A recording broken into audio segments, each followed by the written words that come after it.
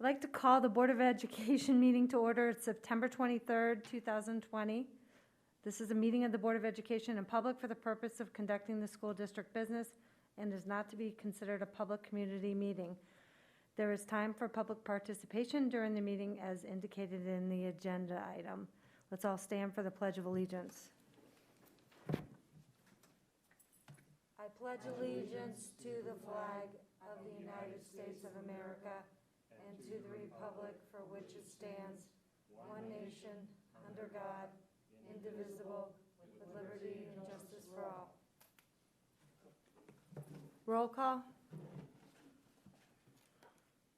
Mr. Dosen? Yes. Mrs. Kramer? Yes. Mr. Peterson? Yes. Mrs. Wigman? Yes. Mrs. Mack? Yes. Item 2, executive session.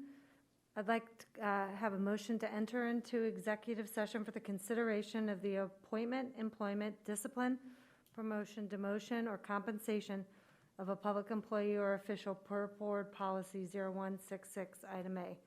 May I have a motion? So moved. Okay, roll call. Mr. Dosen? Yes. Mrs. Kramer? Yes. Mr. Peterson? Yes. Mrs. Wigman? Yes. Mrs. Mack? Yes. We will now be in executive session and we will reconvene.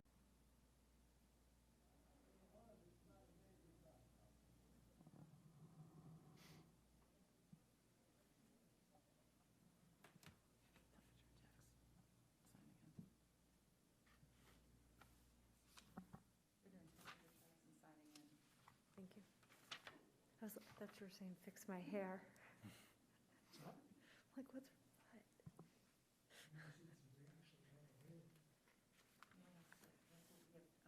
Cindy and Brian and Dave are here, so we're allowed maximum capacity according to fire chief, 16 people, so we're allowed 6 guests. And so if you haven't met Cindy, that's Cindy. Oh, hi. Hi, Cindy. You Welcome were, aboard. you came in, I think, at the June meeting? Or, Jill, Yeah, it was Zoom. okay. That's right. I met you guys through Zoom. Yeah. And I think it was July. I have the testing ones on there. So, I just saw you do this with your hand. Coughing. But it was kind of frozen, I had to refresh. So I was like, why is it not working? It's working. So if anyone gets a message, they just have to refresh their browsers. I did get one. I got kicked out of it already. Yeah. Oh, Out of the board meeting. okay. It was weird. Yeah, just be aware. I'm sorry, are we streaming or no? It's streaming live right We now. are, okay. Your mic's off, by the way. Mine is, Yeah, yeah. okay. On purpose, no. Until we get kind of situated.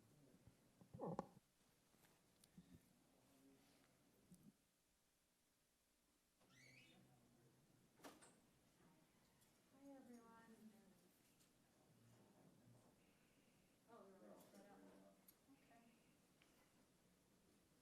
Okay. So you're gonna be like right up?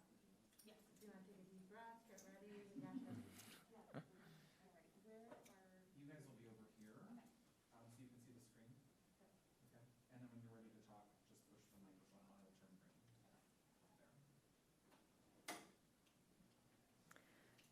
We all ready? Front row. All right, so we're going to reconvene our regular meeting for 7 o'clock, and we're on item 4, President's Announcements, and we have some special guests. I'm really excited. We have our speech and debate presentation. The board found it really important to have you here. First of all, you're like, in the history of the school, the best debate team that we've ever had. So we thought this would be an opportunity for the community to see and learn a little bit about what you do. This is recruiting season when you actually get started. So introduce yourself and come on over here and tell us a little bit about debate. And thank you for your time. So happy you came.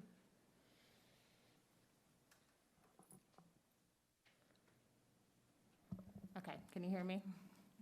Great. Hi, everyone. Thank you so much to the Board of Education for inviting us to come speak today. My name is Kaylin Bass. I'm the new head coach of the Brecksville Broadview Heights speech and debate team. I just wanted to let everyone know that speech is still happening this year with everything that's going on, although it will look a little bit different than it has in the past. So all of our tournaments for both middle school and high school will be online this year. So when we talk about speech and debate, we're really kind of talking about 3 different categories. We have writing categories, acting or interpretation categories, and then we have debate. Writing categories are things like original oratory and informative speaking, where you're writing your own original speech and then presenting it.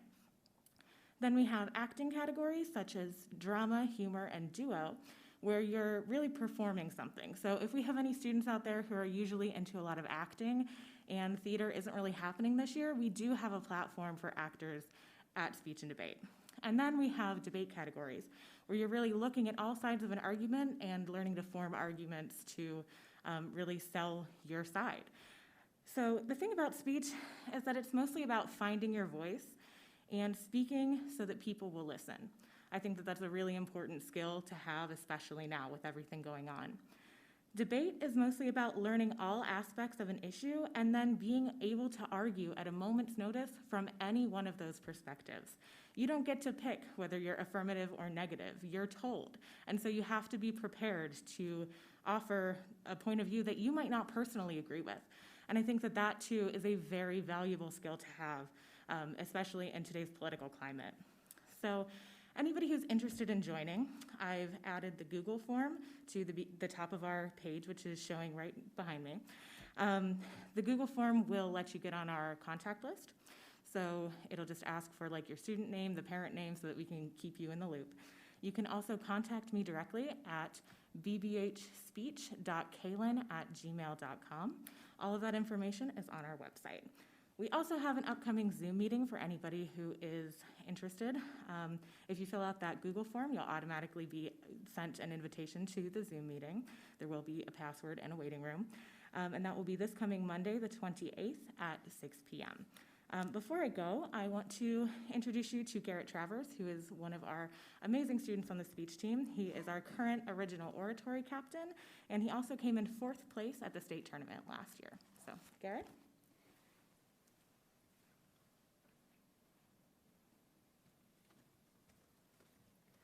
Good evening, everyone. My name is Garrett Travers. I'm a junior at the high school and a 3rd-year member of the speech and debate team.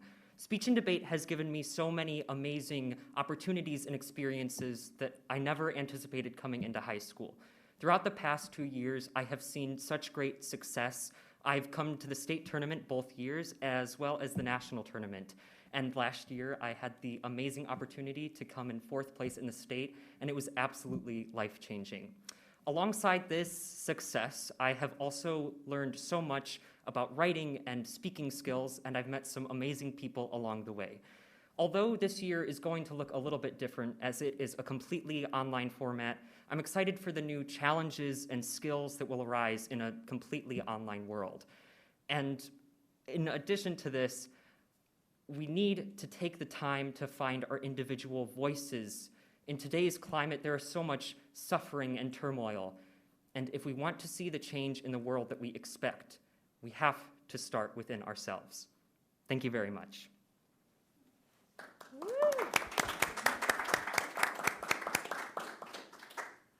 Well, first of all, Garrett, wow, what a public speaker you are. And what grade are you in?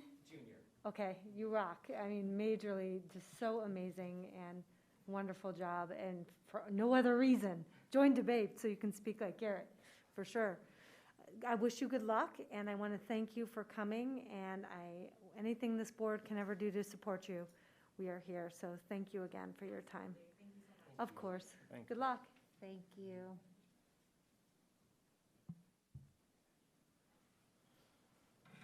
All right, we're going to be moving on to item B. I wanted to see if we could set up just a tentative date for a possible town hall meeting in the next 2 weeks. So if everybody would pull out their calendars, this would be something obviously to the public that we would announce as well in advance. So that's why we're trying to get a tentative date, and we may not need it, but it'd be a forum for discussion if we end up wanting to proceed, and to talk about the data that we may need to talk about from the survey. So this would be in addition to the town hall currently scheduled for the 28th? 30th. 30th. Yes, Sorry, she said the 28th. That's when the debate meeting is. The 30th. yeah. So the one that Superintendent Magyar, that is for explaining instruction and online and hybrid. So Okay. that's explaining, this would be more of a public engagement, town hall meeting discussing the data and then our path forward that we'd like to take. What data are we discussing? The data if we take a survey, If we take a survey. which is what the majority of the board wanted to do. Do we know what we're asking in the survey? Yes. Do we, Okay.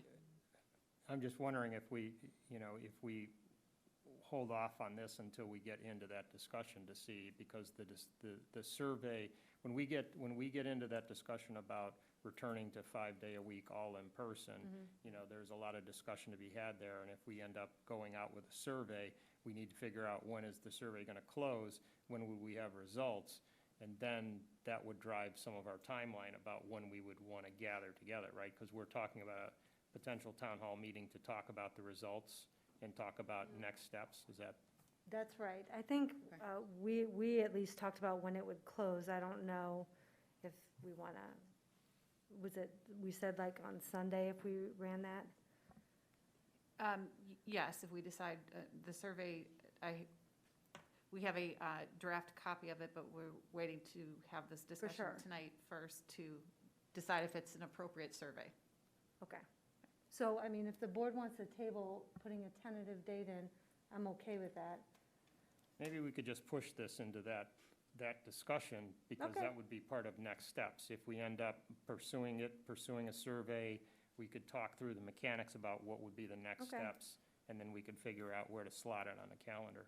Okay, no problem.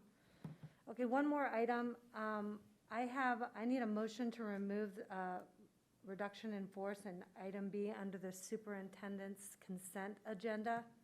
So moved. Second. Okay. Roll call?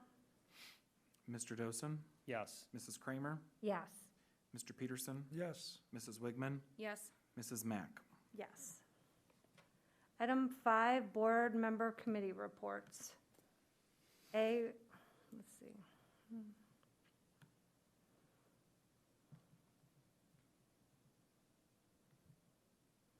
Sorry. Financial Liaison Audit Committee?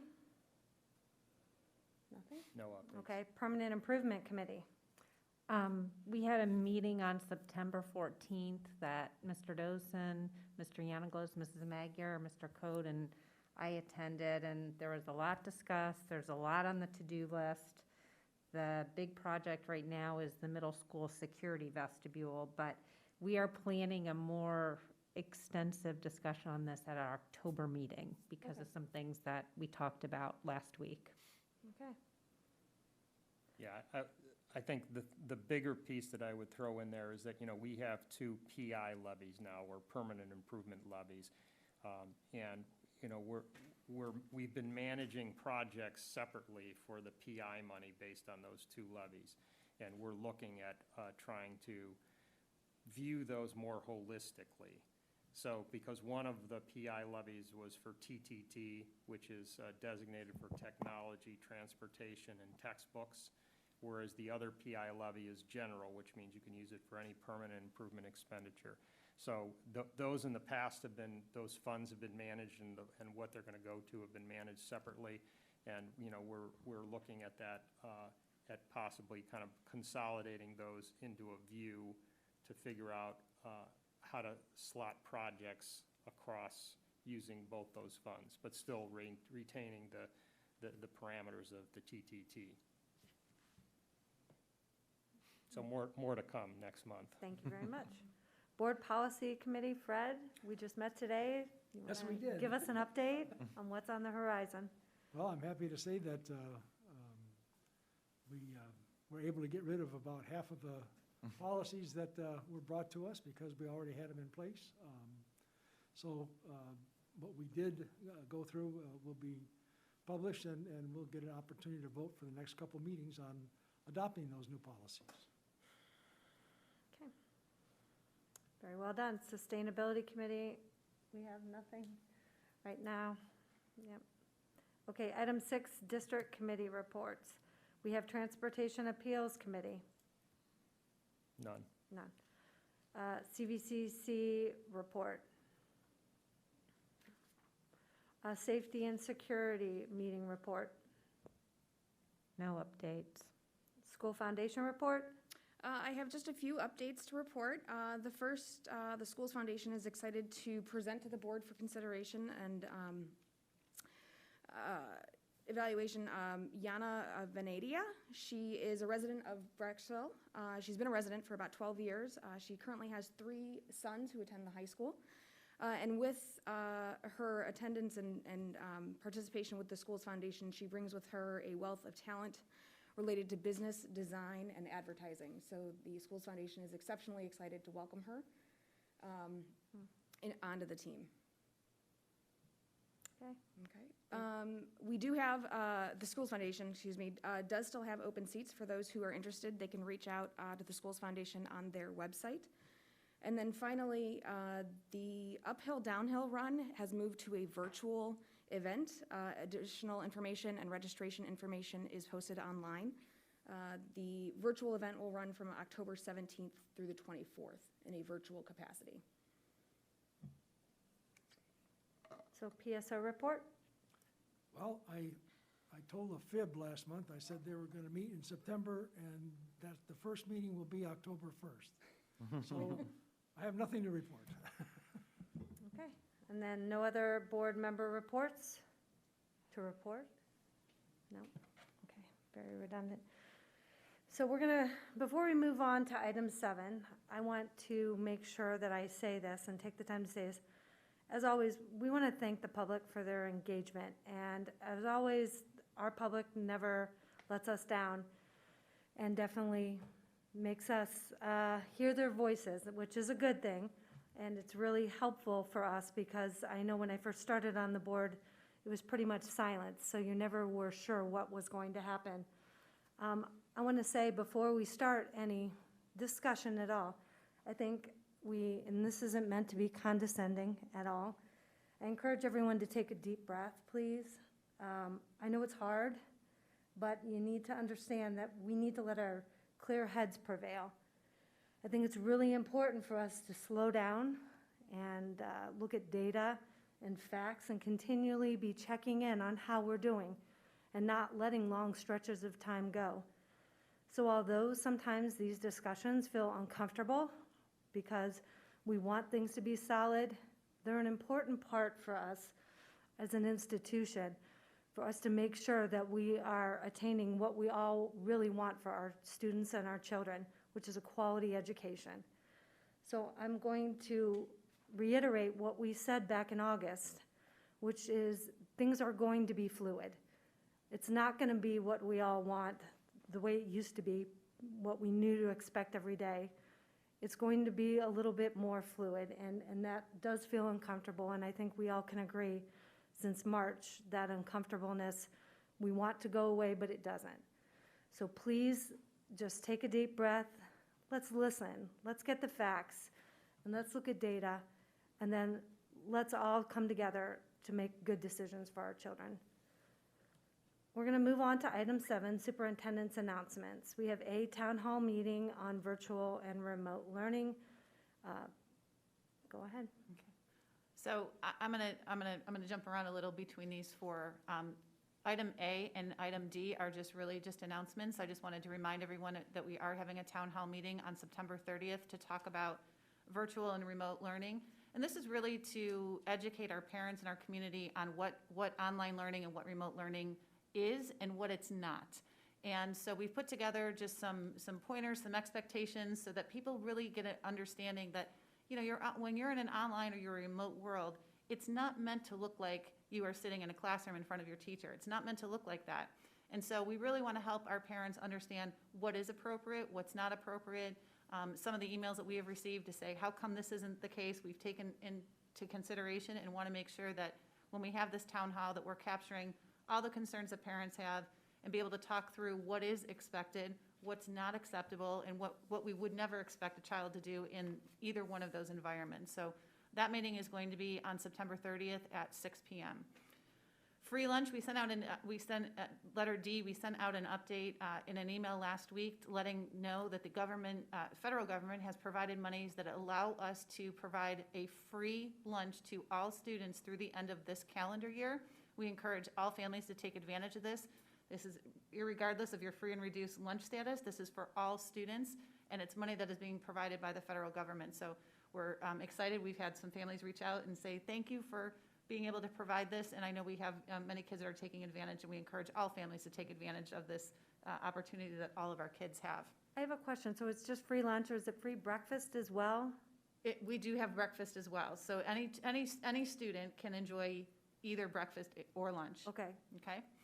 And so B and C, I put together a little bit of a presentation, and so I think C is first in my in my PowerPoint, and B is second. So Craig, if you can pull that up for me. Sure, sorry. Thank you. Wrong mouse.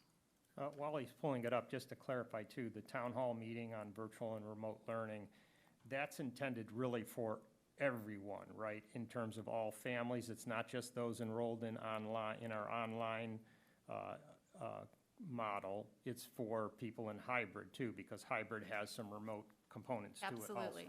It's open for all of our families, because all of our kids are engaging in some type of remote learning, and then we also have families and students that are engaging in just online learning. So it's open to all families to understand those expectations of remote and online and the differences between the two. Right. Will there be a time for the public to ask questions?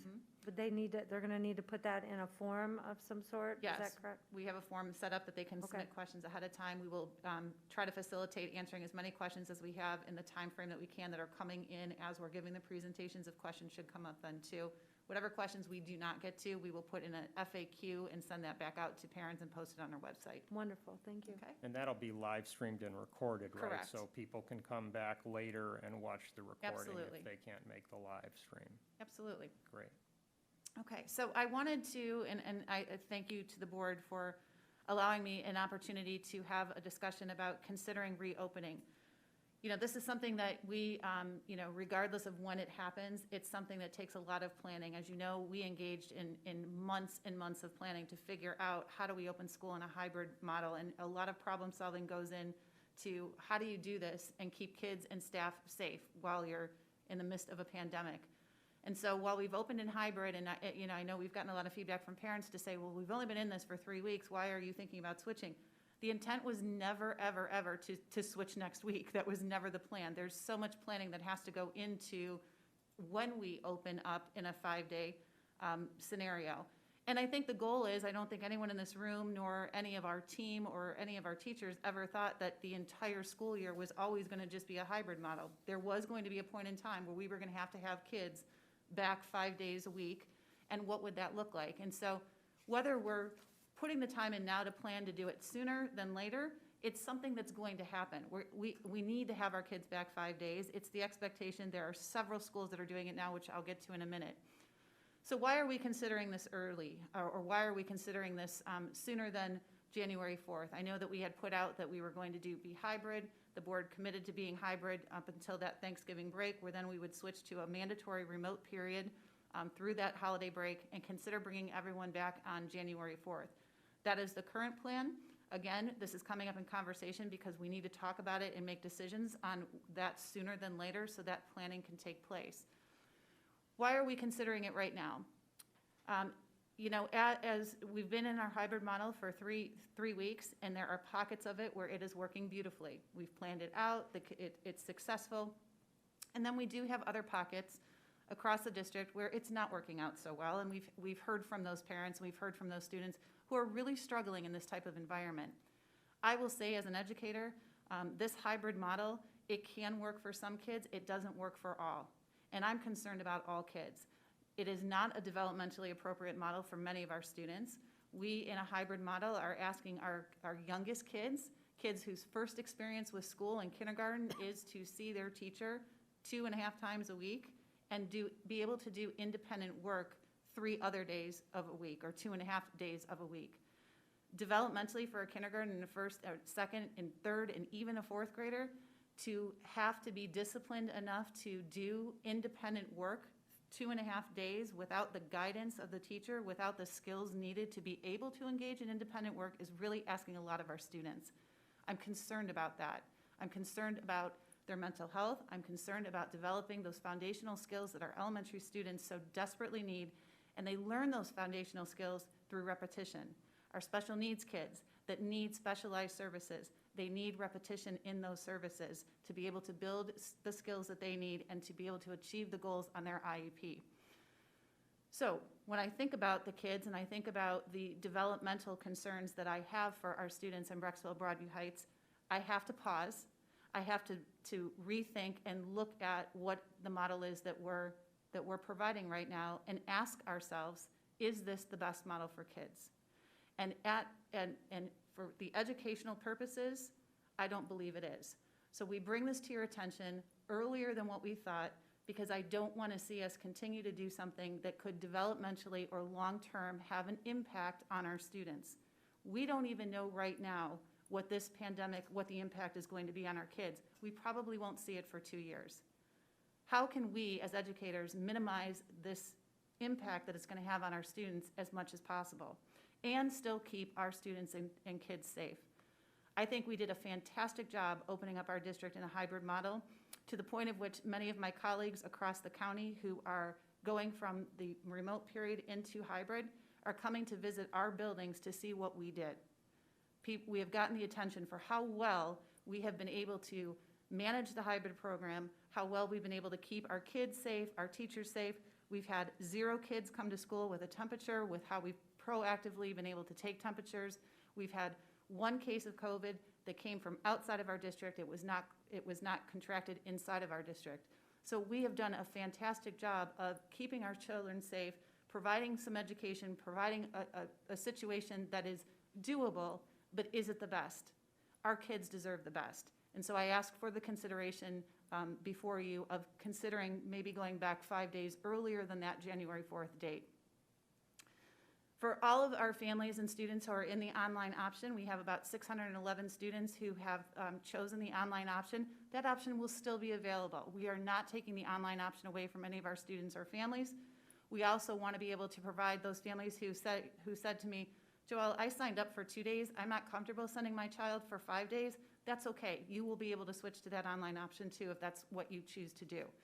But we wanted, there will always be an option for the rest of this year for sure. We don't know what next year looks like. We don't know what next year is going to bring. We don't know what this pandemic is going to bring. This may be our new normal. It may be that we offer an online option to our students every year. We just don't know that. We have to, see where the guidance goes from our governor, from the Ohio Department of Education, to see if this is an option that we would offer moving forward from now on, or if it's something that will end at the end of this year. We just don't know, but we know that we'll keep an online option for the rest of this school year to be continued possibly at a later date. I told you about some data points that we had already where we have no cases of COVID. We've been able to keep our kids safe. There is some local data that we have, or data that I have from around the state and around the country. So nationally, there are 4 states who have state-ordered in-person education through their entire state. That's Iowa, Florida, Texas, and Arkansas. There are 2 states in our country right now, North Carolina and Delaware, that they are state-ordered to be only hybrid or remote. And then we have 5 states that have state-ordered closures because their numbers are such that they didn't want schools to open, so they're providing all online and not opening any of their buildings. That would be California, Oregon, Hawaii, New Mexico, and West Virginia. Every other state in our country has some variance as kind of what Ohio is doing, some depending on local health boards, depending on local school districts. They're either in a hybrid or they're attending all in person. So the majority of the country has returned in some way, shape, or form to school.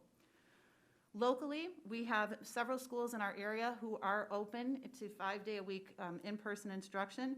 That includes Aurora, Rocky River, Beechwood, Independence, Mayfield, Ravenna, Crestwood, James A. Garfield Local, Kenston, Kirtland, Revere, Streetsboro, and in October, Chagrin Falls, Willoughby Eastlake, Wickliffe, and Solon will be opening their doors to students 5 days a week.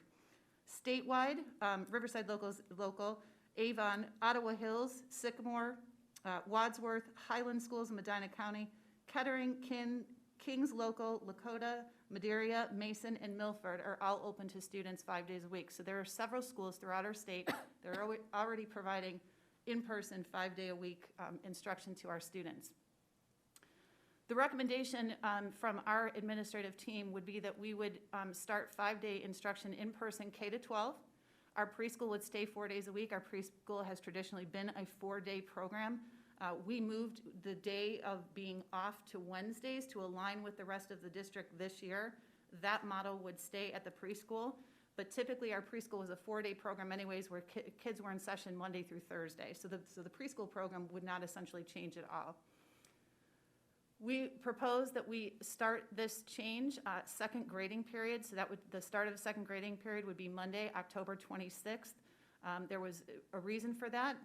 It's a nice ending point that we end the first 9 weeks to do that transition time and do it at the start of the 9 weeks. I know at the high school there's some course offerings that students are taking by a third party, so that was a nice end way to make sure that kids had received grades and partial credit for those classes that they were taking.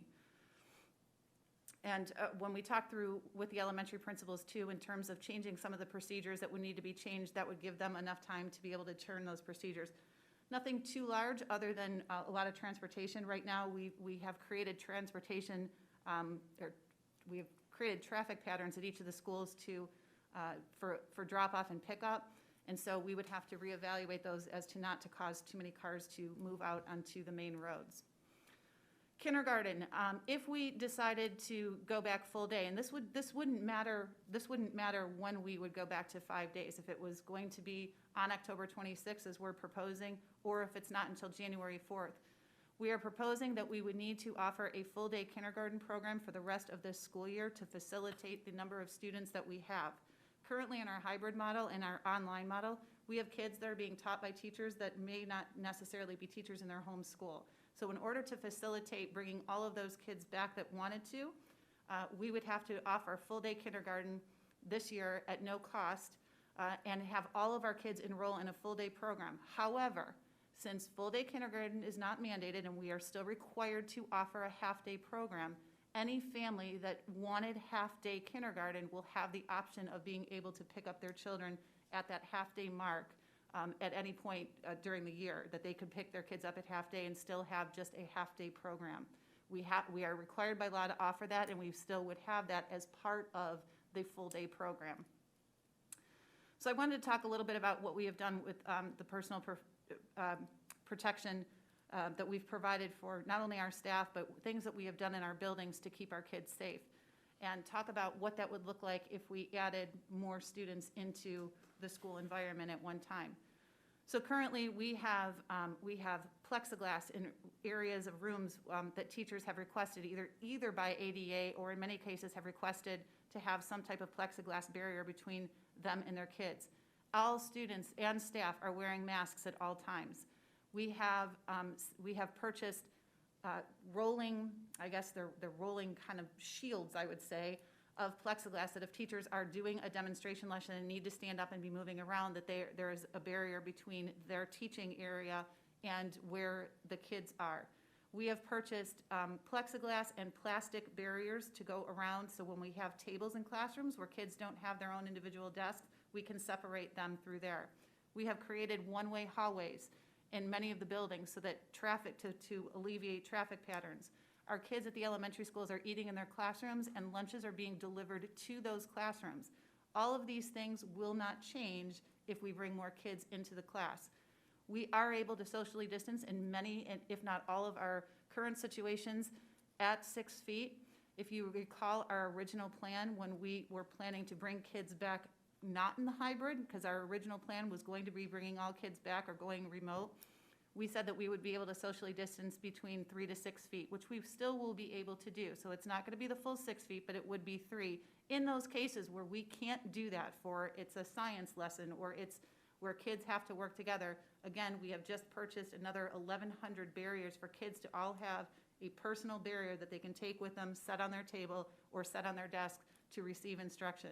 So in 1,700, excuse me, Craig. Thank you for the correction. 1,700 barriers so that each kid would have their own. This is in addition to the mask wearing. What we know about the spread of COVID and what the first question they ask us when we call the County Board of Health is, we're two people together for longer than 15 minutes that we're not wearing masks. Since all of us are wearing masks and we have purchased all this additional plastic barriers between, we are confident that we will be able to keep our kids safe, and we are protecting them, above and beyond the levels of even of which the county is asking us to protect them. And so we will continue all of those processes, still looking at what can we do better. And that's, as we've gone into the years and into this school year, and people have said, I'd feel better if I had this. We've done our due diligence to make sure that we are getting what people are asking for. The remote period between Thanksgiving and winter break, I know a couple of us have had that conversation of whether or not we keep it. There were several reasons why we did this. Number one, and first and foremost, was for a safety and to be proactive. It was to not only look at COVID spread, but also to look at flu spread. We know from our data when kids and staff were out was mostly between this period over the last few years. So in a proactive manner, we wanted to go remote during that period to give our custodial staff time to really deep clean those buildings, like a deep clean like we do over the summer, not necessarily just the same cleaning that we do overnight, but to deep clean and to minimize the exposure of our staff and our students, to also hopefully alleviate the flu that would be running through our buildings at this time during the school year.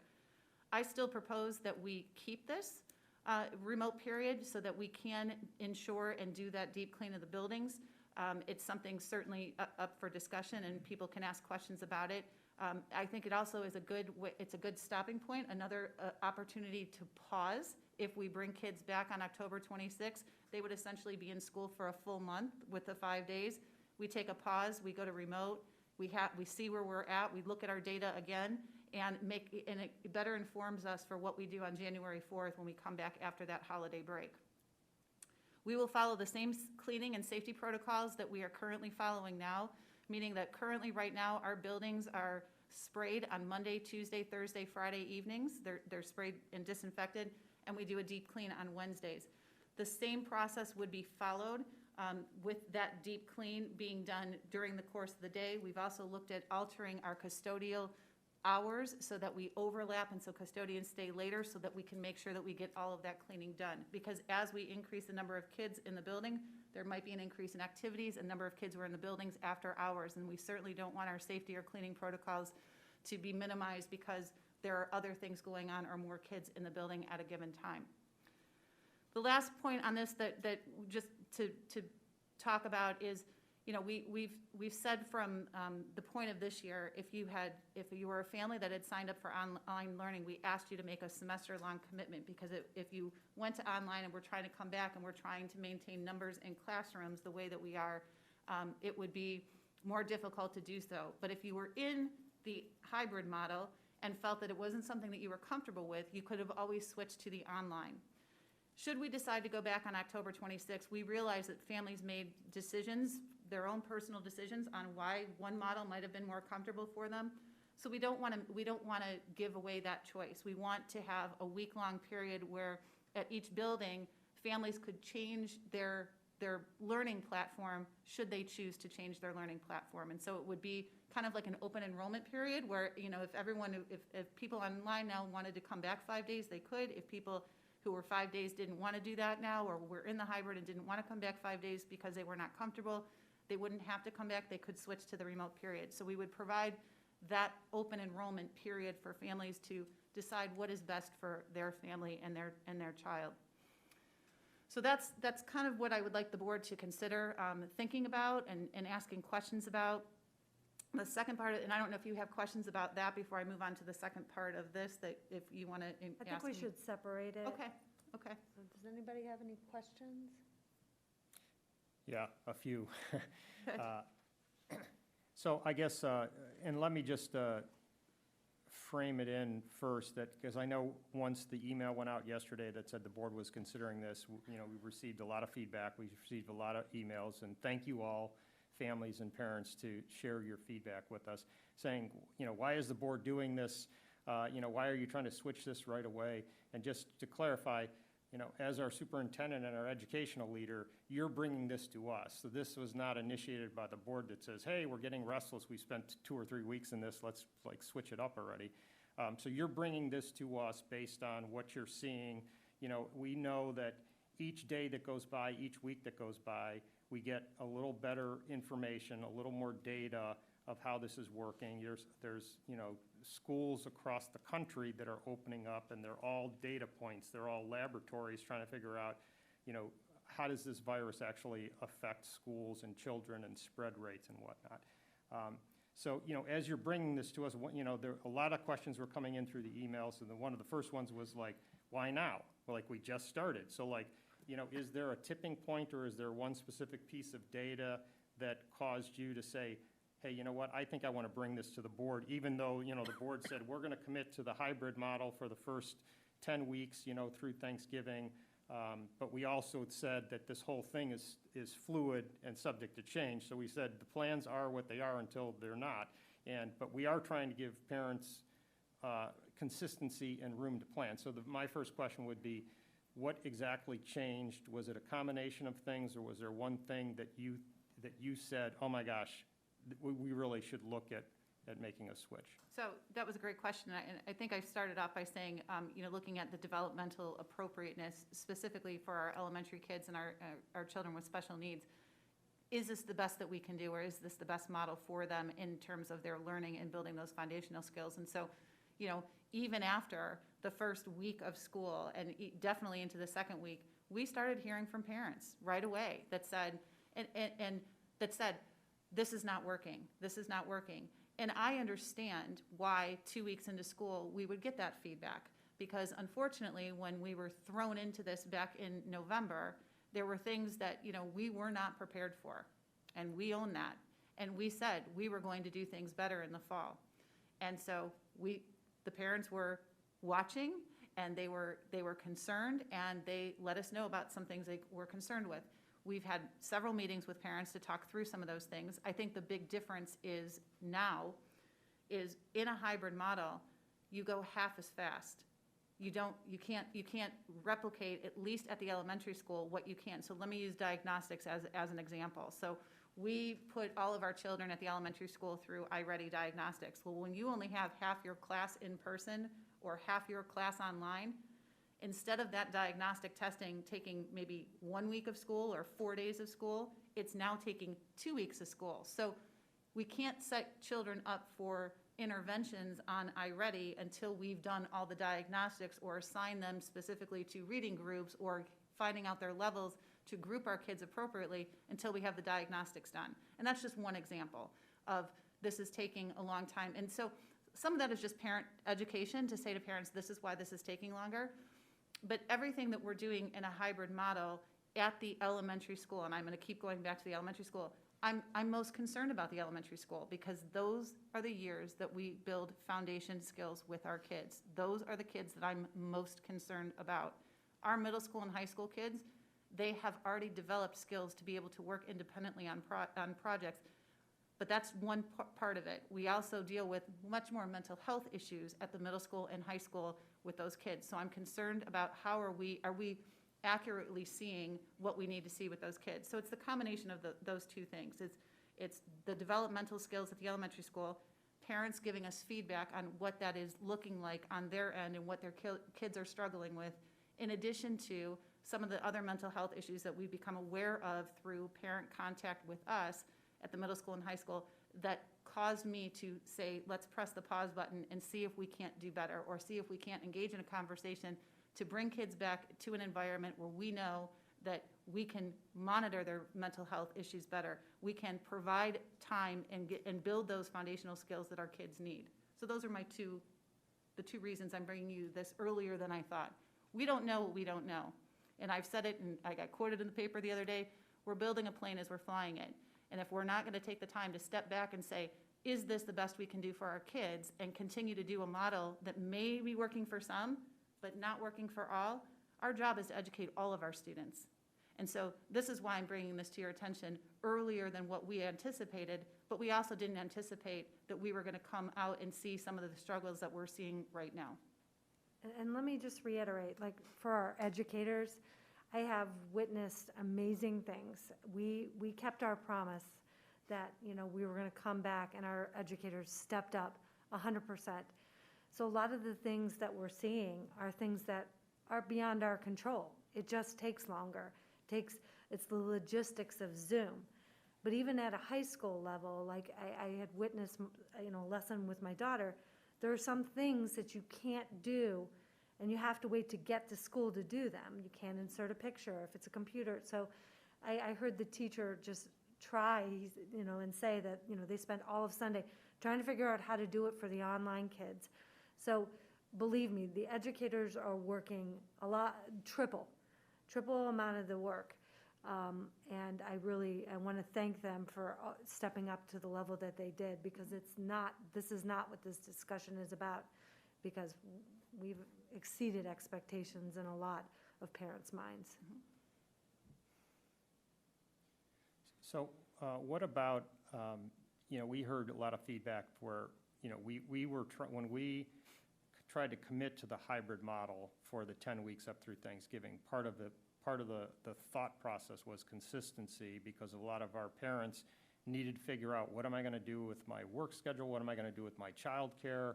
How do I make arrangements? And so a lot of people went through and got, you know, accommodations from work or from employers or from babysitting or childcare, and they lined it all up for what they thought was going to be, hey, 10 weeks of hybrid, and then we're remote for the rest of the year. So, you know, what's our message to those parents if we kind of flip this in the middle of this period on, you know, on their situation that they planned for?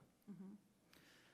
Well, I would think, and I know, again, it's parent choice, and people are very concerned about having their kids. We have 611 that are online. I think the ones that are sending their kids in a hybrid would like to see their kids in school 5 days, and they made those arrangements because they had to, and not necessarily because they wanted to. And so, you know, we were trying to look at another way of delivering beekeepers so that we can support those parents if we need to, and provide some other opportunities for childcare if those families need to.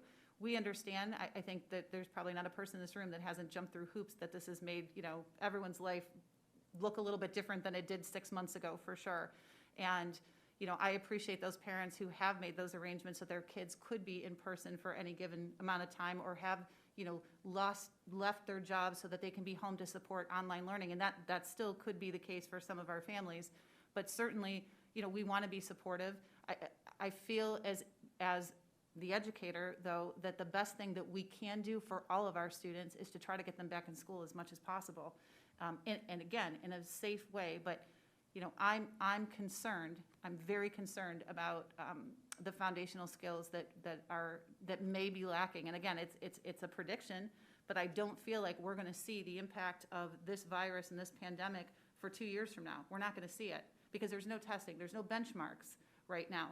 We won't know how this impacted our students' learning until we start having those benchmarks again, to see how that has impacted building those foundational skills in kids. And that's what I'm concerned about. And I hope parents would appreciate the fact that I'm looking at this from trying to do the best we can by their children.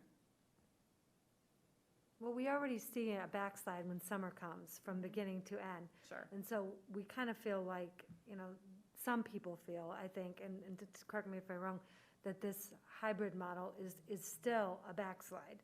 It's not up to the level of education that they would be needing at this point in time, because they feel like their children are still, you know, in that summer mode. You know, and so I also would want to just remind parents too that this hybrid model, I mean, there's no one way to do hybrid. Our hybrid model, the way it's designed, was, number one, we sent out a parent survey back in May to say, hey, if we had to go to a hybrid, what model will work for you? And one of the options was an everyday half-day option, if that could work. One was the way we're doing it right now. Another way was, do we bring back K-5 and keep 6 through 12 on remote? And overwhelmingly, our community did not want that at all. And so most of the data points came between the model that we're using now and the everyday half-day. The problem with the everyday half-day is we did not have the capability of being able to do that within the context of our teacher's contract and within the context of our boss contract, meaning that those hours that our teachers work are set by that contract language. In order to provide an everyday half-day and to get busing in the middle of the day to get those different groups of kids to school, we would have had to extend the workday. And there was no way that we logistically could figure that out, or not that we couldn't figure it out, but that we couldn't do that without extending a workday of either one of our unions. And so this model that we're doing now was, out of the choices that we gave families, was the one that people voted on the most. And it works from the standpoint that we have half of our kids on 2 days and we have half of our kids on another day, but there is an expectation that our kids are learning on their own. And there's a large expectation that kids are doing asynchronous learning activities on their own. And to those families that, I know when my own child was in 9th grade taking honors math and he asked me for help, there was no way I could help him. And so I also appreciate the fact that there are parents that are home that if their child is struggling in some of those asynchronous learning activities, they may or may not be able to help. And so the goal would be that we want to bring our kids back so that we can provide the skill, the information that's necessary and the support that is needed for some of these kids who might be struggling with some of these activities that they're doing at home, and to no fault of any parents, but there's just not the ability to help because it's a course that is, it's a hard course, or it's a subject area that we also have parents that do not speak English as their first language. So, to try to provide support to our kids that their parents do not speak English is very difficult. And so the idea would be that, yes, this model is good because it gives face time with kids sometimes, but not enough to make sure that we can ensure that our kids are getting the education that they need and that they deserve. So there are a number of families who chose to put their children in hybrid because they had enough comfort level with the model 2 days a week, but would not be comfortable with 5 days a week. Sure. And obviously 5 days a week means the social distancing we're doing now, you can't do this, you won't have at the same level, so there'll still be distancing to the degree possible, Sure. but there won't be as much distancing as in the hybrid model.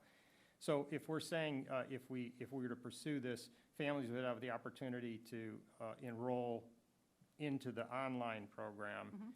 We had our families commit to online for the whole semester because the online programming wasn't going to directly parallel the hybrid model. And so if we're switching students over in the middle, how would that work? Like, how do they drop into the online model? Or are they close in where they're at in lesson planning, so to speak? Yeah, so that kind of leads into the online learning clarification. So do you want me to answer that question now, or do you have other questions about the possible reopening, and then I can address that question in this next part? You could address it in the next part. I'd rather keep this all-day Okay. conversation as one before we moved on to the next. Let me add on another question, though. So we also talked about committing to the hybrid for yellow, orange, and red levels. And thankfully, we switched to orange, and we've been in orange. The county's been pretty solid in orange. But we're also not talking, if we made this switch, about doing it tomorrow. We're talking about a month from now, right? So, we're talking like October 26th, because there's a lot of runway to do planning, engage parents, all that other stuff. So who knows what we're going to be at, on October 26th. So would it be your recommendation that we stay with this all 5 day a week, all in-person model, even in a red level? So our original plan, the way we had it designed was if the county was in purple, we were going to be all remote. If it was in red, we were going to be in hybrid. And if it was yellow or orange, we would be all in person. So when we went to orange, and the board had already committed to saying, no, we're going to stay in hybrid, even though our plan had stated that we would be all in person. And so, that would be a conversation point to say, all right, we're in orange right now and we're in hybrid. If the county went to red, let's say it went back up to red, do you stay in hybrid then if the county does that between now and October 26th? And, that could be absolutely something that we can entertain to say, look, our numbers are going back up, but we're not going to do this in-person thing. Let's kind of watch those numbers, absolutely. But to change the plan to say we're all in orange and yellow and red, I mean, that would be, it would depend on where we are in the year. So right now, we're in orange and we're in hybrid, but our plan says we should be in person. So if we watch it over the next month with the target date of October 26 as going back 5 days, but there's any change in the county to go back up to red, to be able to say, you know what, we're just going to continue this. We're already doing it, so it wouldn't be disruptive to families or to our staff because we're already currently in that. So I think the month runway, in addition to the planning, it also gives us time to watch that data point because I would guess as more schools come back and as more, you may see a surge. So it not only gives us runways to plan, but it also gives us enough runway to watch. And if we had to say, the week before, because it went back up to red, we're already doing it. And so people are already in this mode of instructions. So I think it would be something that we would watch with that being a target date to say, let's do this if all of those other indicators are such that we can. See, I guess part of the rationale that the board had in committing to the hybrid, regardless of yellow, orange, or red, was to avoid a ping-ponging Sure. if the color code changed. And I guess that's why, if I'm looking at this, if we now say, well, we want to look at going to all in person, if it flips to red, when we say, no, we're going to stay at all in person, people can plan for that, but then there might be families who say, hey, look, I'm good with going all in yellow or orange, and we could be in orange the first week, and the next week it could flip to red, and then you might have a bunch of families that say, wait a minute, I'm not comfortable in red, I was comfortable in yellow or orange, now I don't want to be in person, I want to be, you see, I guess that's where some of the struggle is, Sure. and then this is where you get into families that are trying to make plans. How do they plan? It's about that consistency, and I guess I'm trying to understand, how we would do that. If we said, hey, if it goes red, we'll go back to hybrid, now we're in that ping pong where it's like, well, okay, get all geared up for all in person, on October 26th that week, and that Thursday prior, the county flips to red, then what do we say? Oh, well, no, we're going to stay in hybrid, and so, that's a part that I'm still a little bit uncomfortable with because, there's a lot of planning for some families that would be very disruptive. Sure. I think, I don't know how many times we've changed our plan, Dave. Are we on iteration 37, I think, at some point? This whole thing has been the most difficult thing ever in my career to plan for because you can't. Because the minute you plan for something, 2 days later, something changes. And so, I appreciate all of you saying, this, while we said this plan is fluid. It has to stay fluid because this situation is fluid. And it's changing daily. The guidance changes daily. CDC changes guidance daily. Anytime we try to put something in writing and capture it, we had this experience today at the policy meeting. We passed a policy on face masks last month, and we had another template today, and our policy guy said, no, don't pass this one. I got a new reiteration for you that just came off yesterday. So, I think that this whole situation is very fluid, and we're all becoming, I guess, skilled in being able to pivot on a moment's notice. And not that I'm saying that that's an appropriate way to respond, but what I am saying is that we need to get our kids back in school, and we need them in front of us, and we need to build these skills. And, I appreciate that parents have to make arrangements in childcare. I'm a mom myself. I understand all of that. I just want to do what's best for our kids. Joe, I just have two quick comments, which this just segues from what you just said. I don't know, that survey that we sent out back in May and the results of that, I know that wasn't that long ago, but it was a really long time ago. So I don't know that, we want to rely on that survey just because things have changed so much since May. But We sent out another survey after that. That was just that one survey in May was just to say, hey, if we had to go to a hybrid plan, which one model would you, feel most comfortable in? Right. Okay, but we sent out a survey after that just to get people's intent and what they were planning on doing. So I don't want you to think that was the last time we surveyed parents. It wasn't. Oh, no, you had just said, we're talking Okay. about those results. Sure. And I feel like they'd probably be different today if we sent out that same survey, just because, Because you've 4 been months to of the combat. mountain and you know what the mountain Yeah. is, so I think it's perspective now. But I guess the other thing, like, this was an excellent presentation, and I guess just summarizing, I mean, you are saying that the academic and the mental health shortfalls presented by this current model, you think are far outweigh the, you know, the risk of the physical illness that, like, the kids and the teachers have. But I guess I just feel like that's a really fundamental question that we should probably have our community members weigh in on, because while, you know, those are great intentions, I feel like not everybody feels that way. So I'd just be curious, I think we need to get the To pulse. quantify it and see how people feel. Yeah.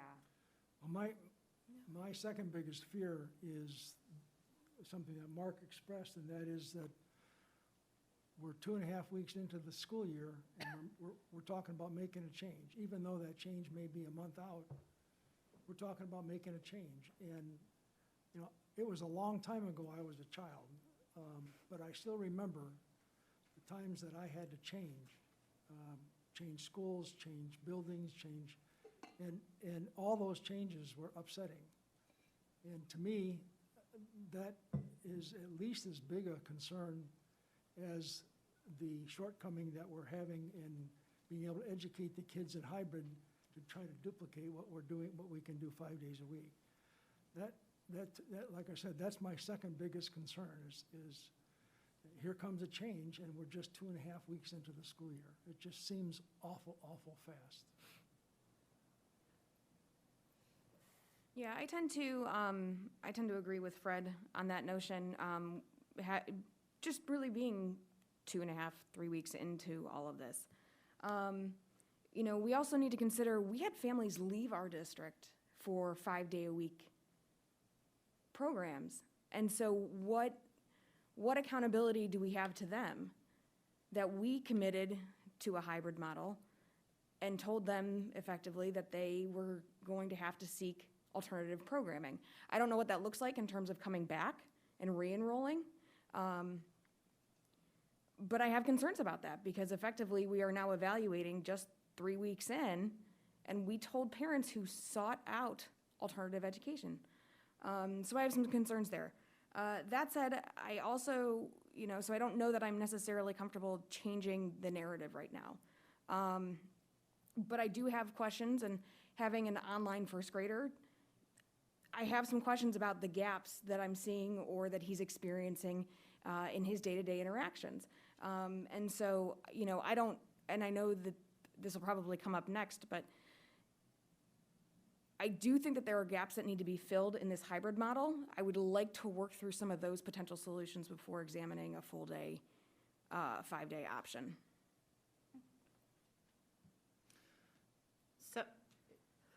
So, you know, and honestly, I thank you very much for this. I would like to hear what our parents say. I'd like to see another survey. I would feel better about it. I do appreciate all the feedback we've gotten, but it's still a very small portion of the total. So since we asked questions in May and then we asked them midsummer, and all of that happened before the CDC had one of their brilliant recommendations that, you know, isn't a mandate, but it actually is, that we had to then just kind of look at that and say, well, you know, we have to figure out a plan for ourselves. I would like to see another survey going out to parents and seeing what their thoughts are. Yeah, and I would just echo on top of that. So, and just to maybe recap and remind everybody where we were a few months ago, you know, we had done a few surveys, but what happened was last summer things changed very quickly. One day the Cuyahoga County Board of Health came out with a guideline or a recommendation to begin the year remote. And then we were scrambling like, okay, should we do that? Should we follow it? Should we not? And then the board ultimately, there wasn't enough time because school was coming up upon us and we needed to put a stake in the ground. There wasn't enough time to go out and survey everybody again and say, hey, what do you think? Should we follow this guideline or not? So the board weighed in and made a decision and said, well, we're going to start hybrid. And then we came back and clarified it and said, look, we didn't want to bounce around between levels if the heat map changes, we didn't want to bounce between education models, so let's just stay with hybrid. We did all of that without surveys because surveys we had to move too quickly and we didn't have time to survey. Now we're talking about making a major change, and we do have time, we do have runway. So I would echo what Kathleen's saying, which is I would love to see a survey where we can gauge what our families are thinking and what our parents want, right? Because if we want to move forward with this, we need to make sure they're on board with it, or else, we may have a lot of parents who, aren't open to this type of a change. So I think a survey, and if it's a survey that could be put together where, we get the right, it doesn't have to be a long survey, but it has to be enough questions to get a sense of what our options are and where our families are at, so we can use that as a major data point to figure out where we want to go next. And the survey would be then, so this gets back to my original question, so the survey would be evaluating remaining in hybrid or going to 5 days? Is that right? I want to be clear about what we're. Yeah, I mean, I think we need, I think one of the other challenges, I want to go back when we surveyed before and we were asking even parents to make commitments, a lot of parents were frustrated, they didn't have enough questions answered. It's like, what about this, what about that? We got our plan out, we were scrambling with 37 versions of the plan or whatever, trying to figure out how do we do this, and so here, I think there's two components. One is, what more do parents need to know about what we're proposing, and then being able to structure a survey to say, what do we want to know? Do we want to ask, are you open to, would you be interested in switching to a 5-day model? We need to lay it out, just like Joelle did, but probably, in a more document form so people could look at it and see, okay, here's what I'm kind of signing up for. And, if we did move to 5-day in person and families that were in hybrid could switch to online, we would also offer the opportunity, I assume, for the online students, if they wanted to had a second change of heart, they wanted to switch back to 5-day, they could switch back to 5-day. Like, put all those things out and say, okay, where are families, where are they at? Do they want to just stay with the hybrid as planned? Are they more open to moving to 5-day? With all the nuances associated with it. Yeah, I mean, I don't know the exact questions, but those would be, I would think, the main ones that would be on there. Do you have time to do all this? I mean, send out with the proposed October 26th return date of all 5 days, do we have enough time to, and I don't necessarily disagree that gathering that information could be beneficial. So with that, is there when is the survey going out? When is it due? Is it enough time to evaluate the data? Do we need to have another town hall in order to have that conversation? And all the while, what's the administration planning on doing to then implement potentially on October 26th? So we've had 2 planning meetings with our admin team, because for us, it's not work that's just being done just in case. It's work that needs to be done regardless, because my concern with the survey is not to not gather parent feedback, and trust me, we got it done today, so it's not to not gather parent feedback at all. My concern with the survey is when you give a survey out, you're saying that I want your input to make a decision, and so my concern is that this decision to go back 5 days may be taken out of our hands. The ODE can come back tomorrow and say, you know what, you need to start having in-person instruction 5 days a week, just like you've always had, because we have mandatory attendance laws and all these other things. So there isn't a question of going back. At some point, we are all going back to school 5 days, period. It's going to happen. This is a matter of when we're going back.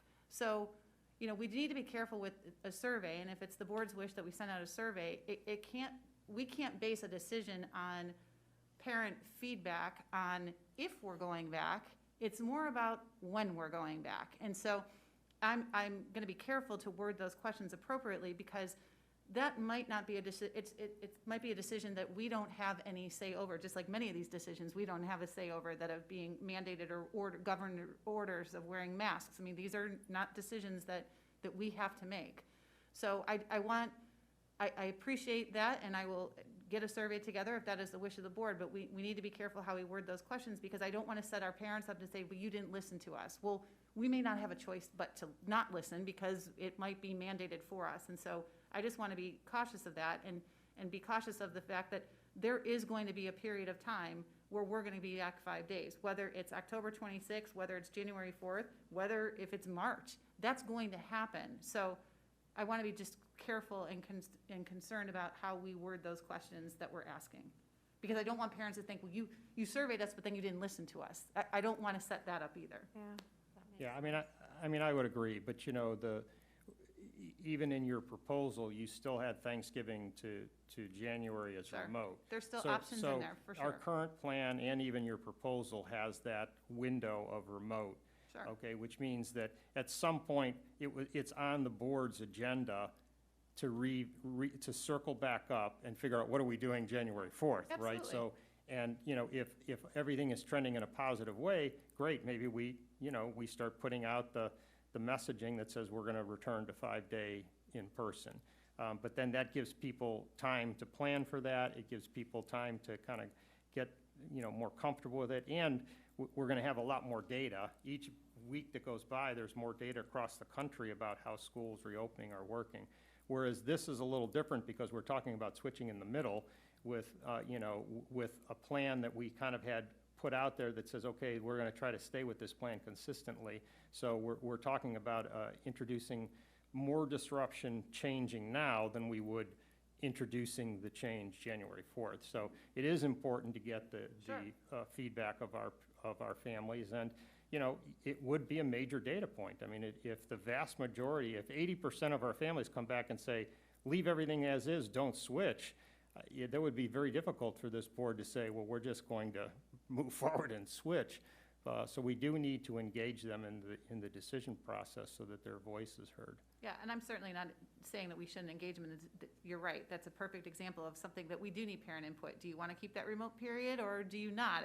So I mean, certainly there are points that we need parent input, and but I just want to be careful that if we're not setting it up for parents to feel like, okay, we gave you this information and then you didn't listen to us because, we're being mandated to go back to school 5 days. So I just want to be very careful that we don't set that up either. I don't want that to be a message that we're sending. I would throw out, because this came out in some of the feedback we've gotten, and it's been on my mind too, another question that we may choose to ask is, if we stay in the current model, the hybrid model, there are a lot of people are saying, hey, this seems to be working pretty well. Can we just roll that hybrid model into the post-Thanksgiving to the end of the year instead of going remote, and just keep that momentum going? And that might be a good question to put on there too, because if the feedback comes back that says we want to stay with the hybrid model, we also may find a lot of our parents want to continue that and not fall back into the remote period. So that might be, that's why I think it would be good if you can develop this and the board could see drafts of it, so we can kind of all get comfortable with, okay, what are we sending out? One thing that's been really encouraging is the last few times we've done surveys, our families and our parents have been fantastic. They get the results back right away. I mean, I think this is, front and center on a lot of families' minds. So, they're not lingering with this survey sitting in their inbox for 2 weeks. So we probably can time box this pretty tightly and get some pretty good feedback. Yeah, I have a draft started. It's got 3 questions on it right now, but after I didn't want to finish it until after this conversation, just so that we could see what might be some other concerns or things that data points that you wanted to know. So I'm envisioning now I'm adding 2 more questions to it. So I will get a draft to you by tomorrow. Well, but if we're looking at, and I appreciate the speed with which you get that draft, but if we're looking at doing something with that break between Thanksgiving and January, I think it's kind of early to even think about that until, once again, we get more time goes by and we get at least an idea of what's going on in our world as well as the rest of the world. So, go ahead. No, go ahead. I think, when I think about when we rolled out our plan in the beginning of the fall, one of the criticisms we got was that we weren't being timely about it. And so self-reflect and you learn from that and go, okay, so this is why we are having this conversation on September 23rd and talking about something a month later, is that we're trying to engage and get people involved and make decisions sooner than later. And not that we're rushing through it, but I think that people do have, because we did receive a lot of feedback today on that remote period. Are you still doing this? Or I made plans already. So I think people already have that kind of in their head. So if we're asking if that's going to change, I think the more runway we can give families, if that is going to change based on what the board desires or what that survey data shows, I think the earlier we can assess what they're thinking might be better for us in planning as well. Because if now we're not doing that remote, that's a conversation with our staff that would, education is going to look different now than it was planned on. So I want to be respectful to our staff and give them enough runway so that they can plan accordingly too. As an educational leader, it's important for you to say what you see. And that's what you just did, is you said what you thought was educationally best. Parents have a choice too. They have to decide what they think is best for their children. So I appreciate you looking at what's, a lot of parents feel like they're failing actually, and it's not them.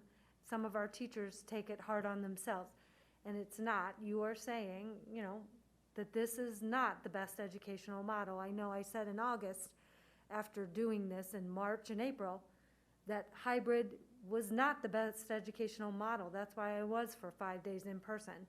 I respect the fact that we give our parents a choice, which we still are and which you have showed us.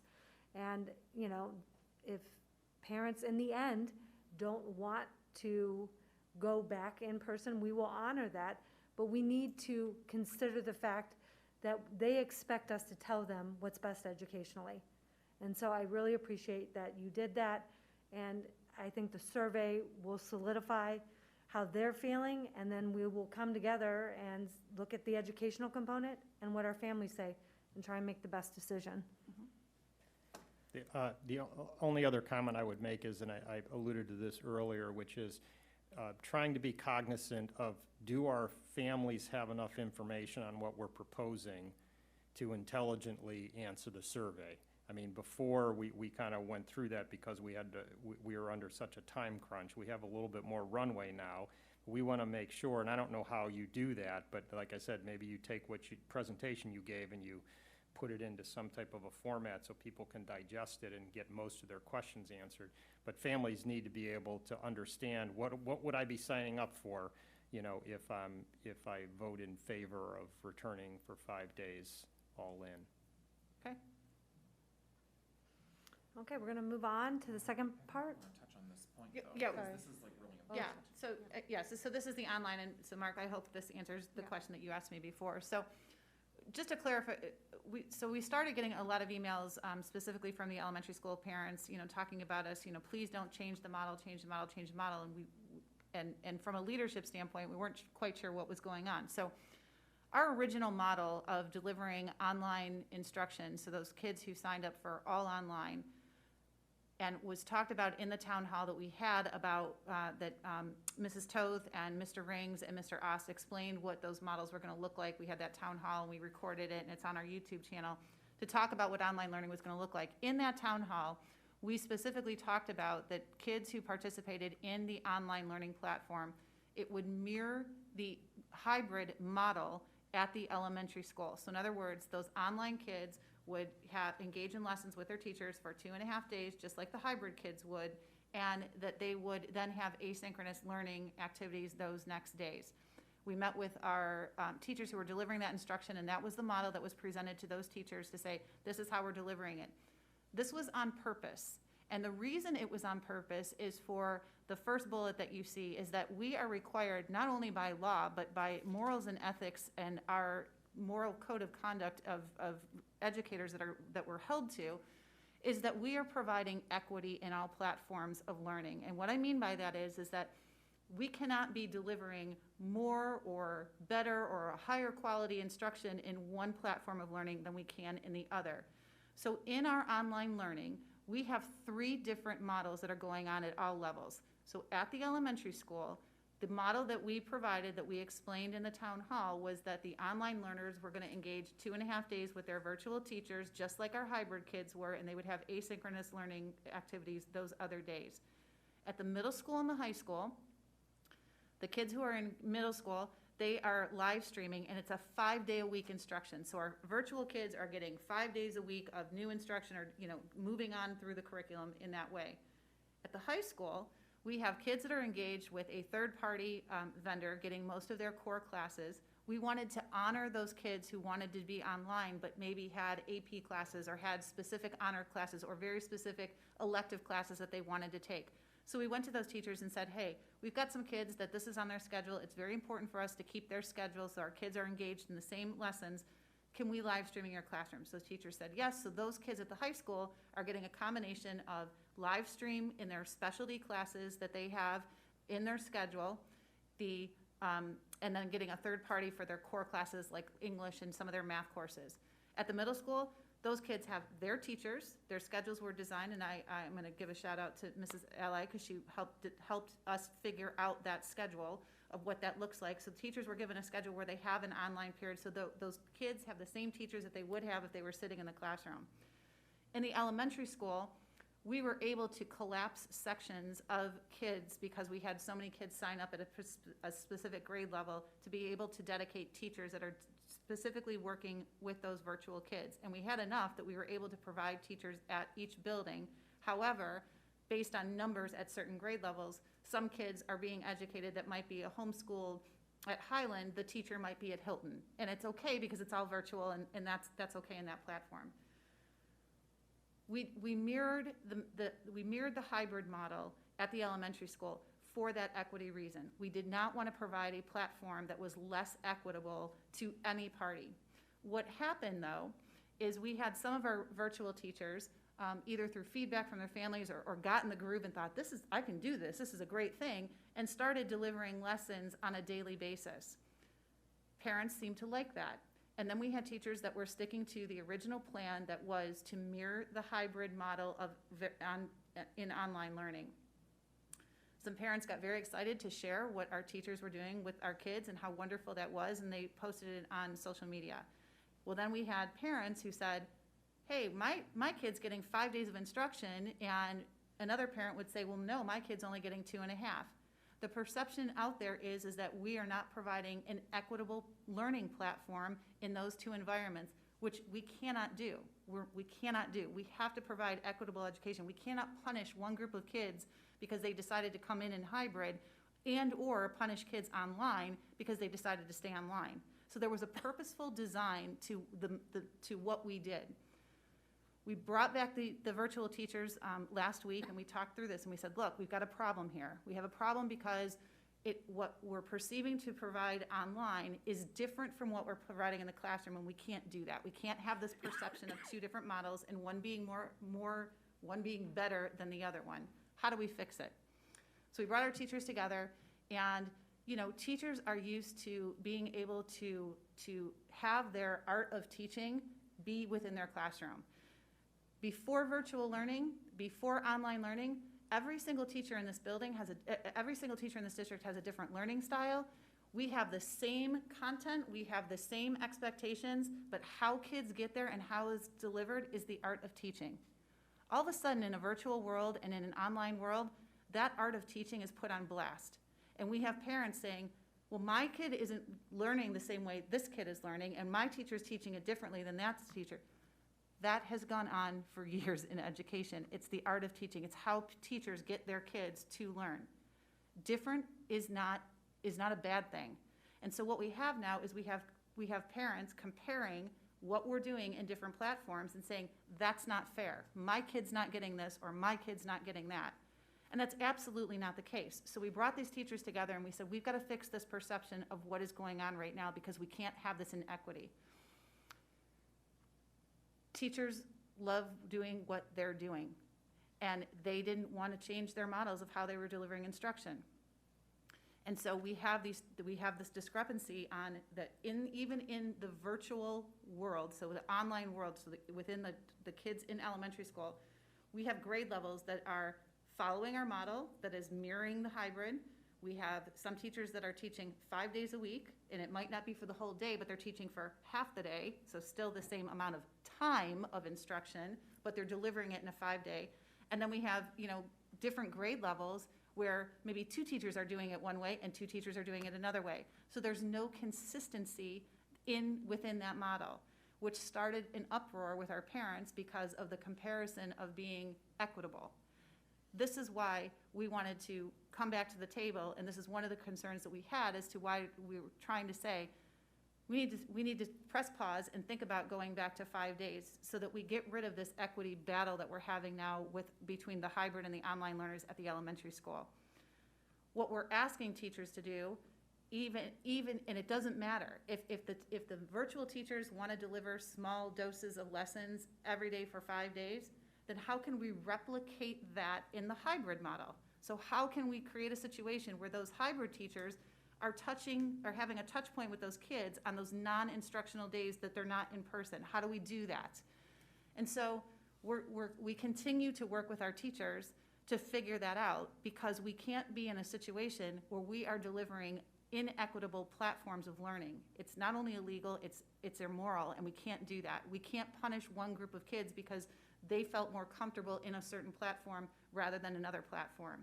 And so those are the current discrepancies that we're having within the online and with the hybrid, is trying to create either a 5-day touch point with all of our kids, which would make me feel better if the board or our families decided to wait until January 4th to go back in 5 days.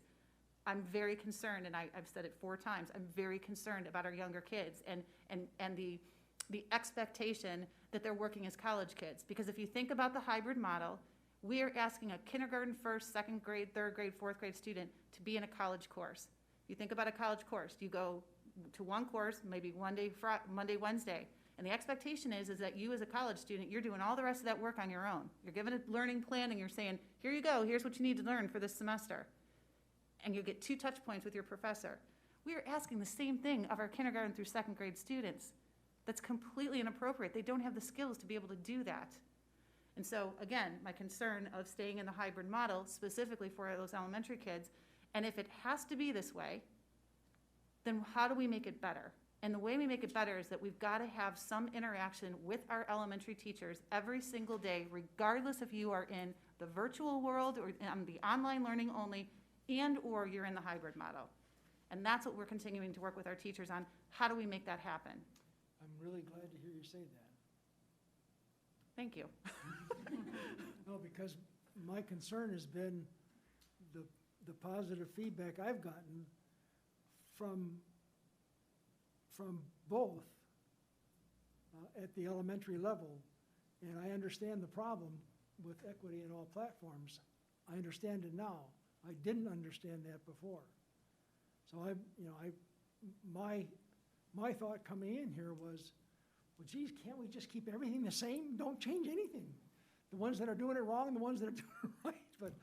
But it makes sense. What you say makes sense. And I think if our decision is to keep hybrid, then I agree with you. We have to figure out a way that we can have a touch point with those teachers and kids each day of the week. Mm-hmm. I realize that's a big challenge. It is a challenge, and that's what we're dealing with right now. We've got to make that happen for our families. We've got to make that happen for our kids, because right now, even though the time might be the same, there is a perception that we're not running equitable platforms, and that is absolutely not something that we can tolerate, nor should we. And so, again, we're going to continue to work with the teachers to make sure that we can get those 5 touch points. We're going to do it regardless if we go back 5 days on October 26th, because there's still a month left of these learning platforms that we have to fix it. But it ties in so well with what you said about the hybrid model, and I wrote it down. Developmental skills at the elementary school specifically suffer without having at least a touch point or that 5 days in class, whichever. Mm-hmm. And it makes perfect sense. Thank you. I didn't understand it before, but I really do understand. I'm glad you do now. Well, Thanks. And so, again, the other bullet points are just, the mirroring program, and this is why we did it, and that the platforms need to mirror. And so at the middle school and the high school, they do, because it's live stream and it's consistent, and so the kids sitting online are getting the same thing that the kids are sitting in class, so it's an equitable platform. The kids at the high school, equitable platform. They're running their same schedule as they would if they were in person, if they are online, and we're providing an equitable platform. We are not doing that well at the elementary schools, and that's what we need to continue to work on and fix. And in a 5-day in-person model, if we go to a 5-day in-person model at the elementary school, those kids who are in the online learning, it will also be 5 days, because again, we have to mirror what we're doing and keep equitable programming regardless of the platform in which kids choose to participate in. So are we currently then navigating within hybrid, ensuring that there are 2 in-person streaming days committed, and then 3 days of hopefully a touch point from the teacher in the morning or in the afternoon as far as what students, a first grader, should be doing that day? Is that the goal? So here's the goal, because we have teachers that have started down paths, whatever path they chose, if it was the 5 days, touch point, or it was the 2.5, following our original plan of what it was. Dave and I had this conversation this morning. I said, Dave, I said again, if the teachers are comfortable doing what they're doing right now, that's fine. So if there are teachers that are doing the 5 days a week virtual and they want to continue doing that, that's fine. But I need the hybrid teachers to also figure out then a 5-day touch point. If the virtual teachers are doing the 2.5 days, they need to figure out how to touch those kids those other 3 days. So in either, I don't want to give up, and I would never dictate the art of teaching to any of our teachers. They're all fabulous, or they wouldn't be here. And so I want them to be able to express the art of their teaching. But what the non-negotiable is that we need to create an environment where there are 5 days of touch points, regardless of what you want to do. If you want to keep it to 2.5 days, figure out how you're going to touch those kids the other 2.5 days that are not in your class. Or if you're providing 5 days, you can do that too. But there's got to be the non-negotiable for me is there's got to be 5 days of touch points with those kids, however that looks. I completely agree. So I guess just to clarify, because we've gotten a number of emails from parents who are saying, hey, my kids are in the online, it was 5 days a week touch points, everything's great, and now I get this notification saying it's going to be switched to mirror the hybrid. But you just said that we're also trying to look at the hybrid and say, how can you increase the touch points on those other 3 days to mirror the online? So I guess, is this like class by class, building by building, like? Yes, is both. this fluid? Okay. It's a little bit of both. So what we did, because, again, we had this discrepancy and it was blowing up on social media, and it's like, all right, what do we do? And so the plan originally was rolled out. What we shared with parents, what we shared during was we have to mirror the programs, and our current program says that it is the 2.5 days that you're going to mirror the virtual learning. So we sent that back out to teachers and said, we need you to stick to this plan. This is what we told parents. This is the model that we came up with. You need to tell parents that. Again, fluid, having additional conversations, having additional data points, talking to teachers, talking to principals. The parents love what they love. And so we already have models that parents are comfortable with. And some parents are very comfortable with the 2.5 days, and some parents are very comfortable with the 5 days. So instead of disrupting again, and yes, we sent that email out last week to parents, or to the teachers to say, we need you to follow our plan. That's what we need you to do. Further conversations, further thinking, we said, okay, if our ultimate goal is to get 5 days of touch points with all of those kids, because that would make it an equitable platform in either scenario, then let's have teachers figure out how to do the 5 days of touch points. And so we wanted to have this conversation with you guys to say, here's where we're at. We know we're getting a lot of emails on this, and it's not about going back to something. We want to stay with what parents are feeling most comfortable with right now, but then adding to it on either end, whatever that looks like. So if it's hybrid parents, we need touch points with those kids on those other 2.5 days. If you're already in the online and you're doing the 2.5 days, online teachers, you still need to touch those kids on those other 2.5 days. So just creating an environment where there is 5 days of contact with our elementary kids to either set up their learning on those non-in-person days, and it's a 5 to 10 minute Zoom to say, hey guys, here today I want you to work on this in language arts, I want you to do these math problems today. Oh, and there's a science lesson that's in your Google Classroom, look at that science lesson, and maybe participate in the art or the PE lesson for today. So it sets those kids up. We're expecting kindergarten, first, second, third graders to pace themselves right now, and they don't have the skills to do that, and we need to do that for them. We do it when they're in person. We need to do it when they're not in person. And so that is That is the compromise of how are we going to keep teachers and allow them to continue to do what they do best, their art of teaching, but mandate something that we make sure that we have touch points with our kids 5 days a week.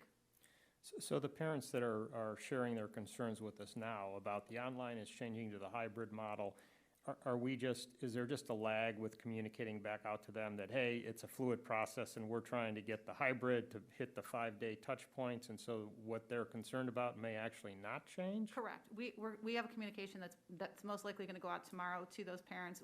Dave and I just needed to wrap our brains around and say, what are we going to do within the context of what we can and cannot do? And so this is what we came up with. We talked about getting something out to the communication out tomorrow to all of our online parents at the elementary level to say, here's what we came up with, here's what you can expect.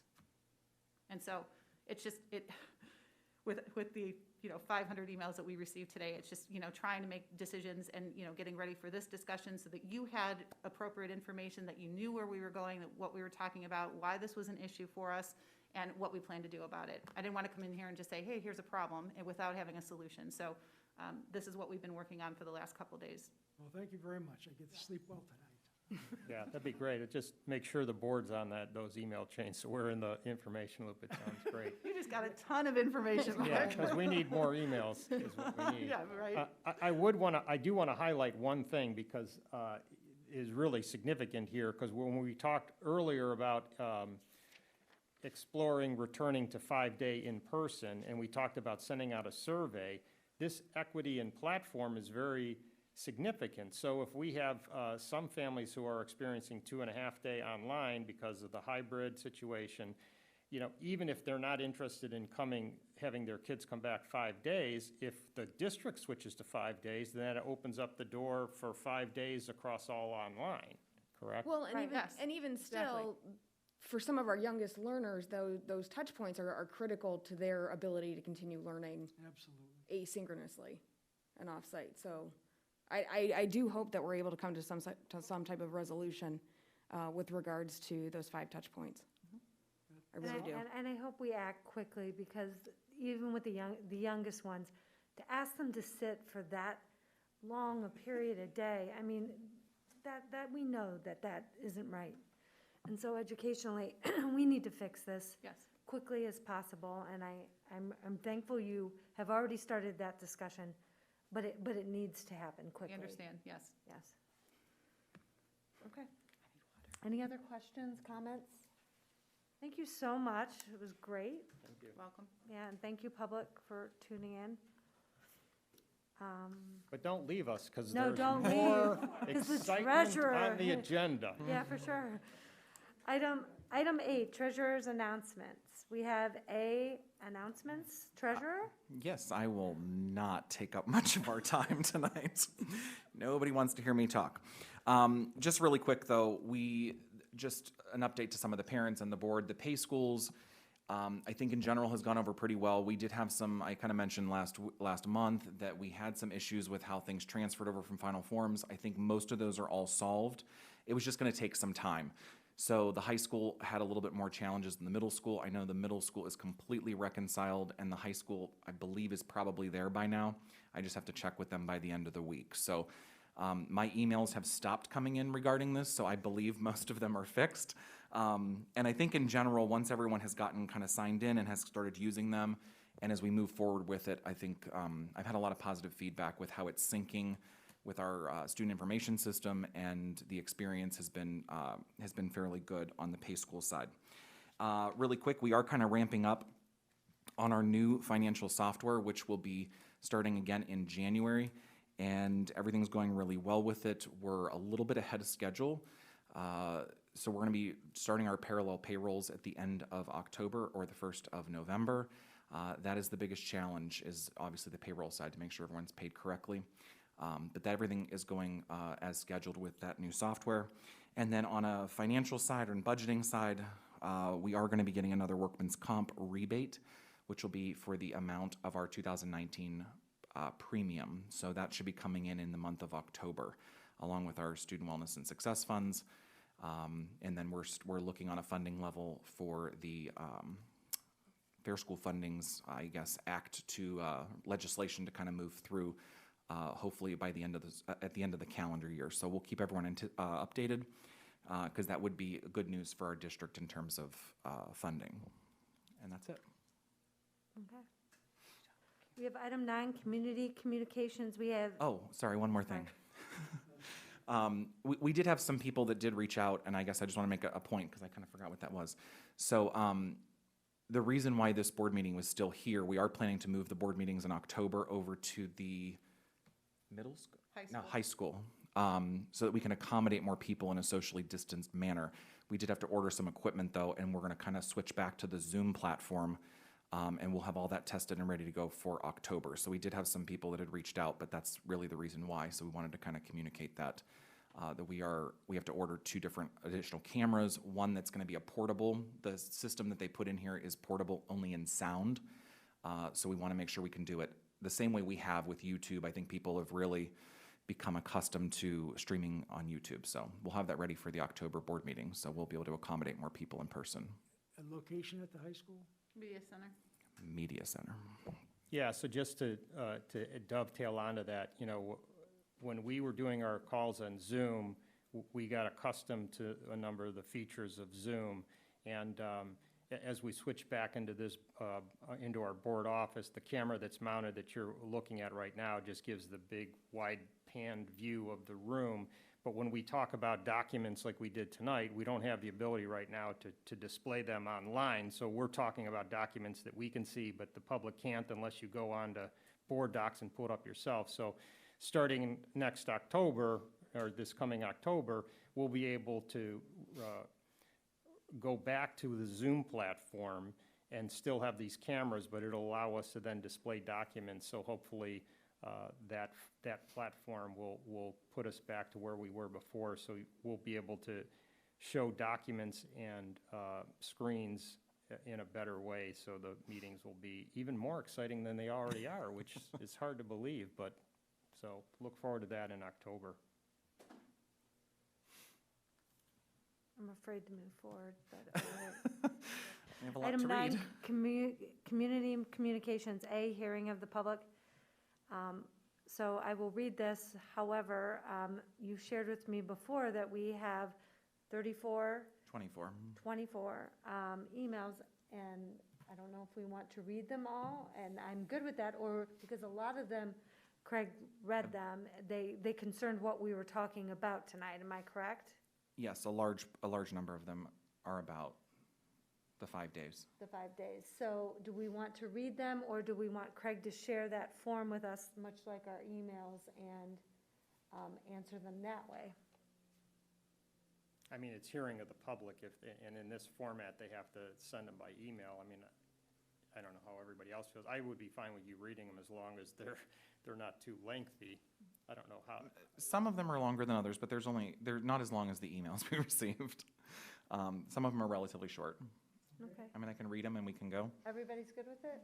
Okay, so hearing of the public, persons wishing to address the Board of Education may do so at this point. No formal action will be taken on subjects that are not included on this agenda until the board has had an opportunity to study them.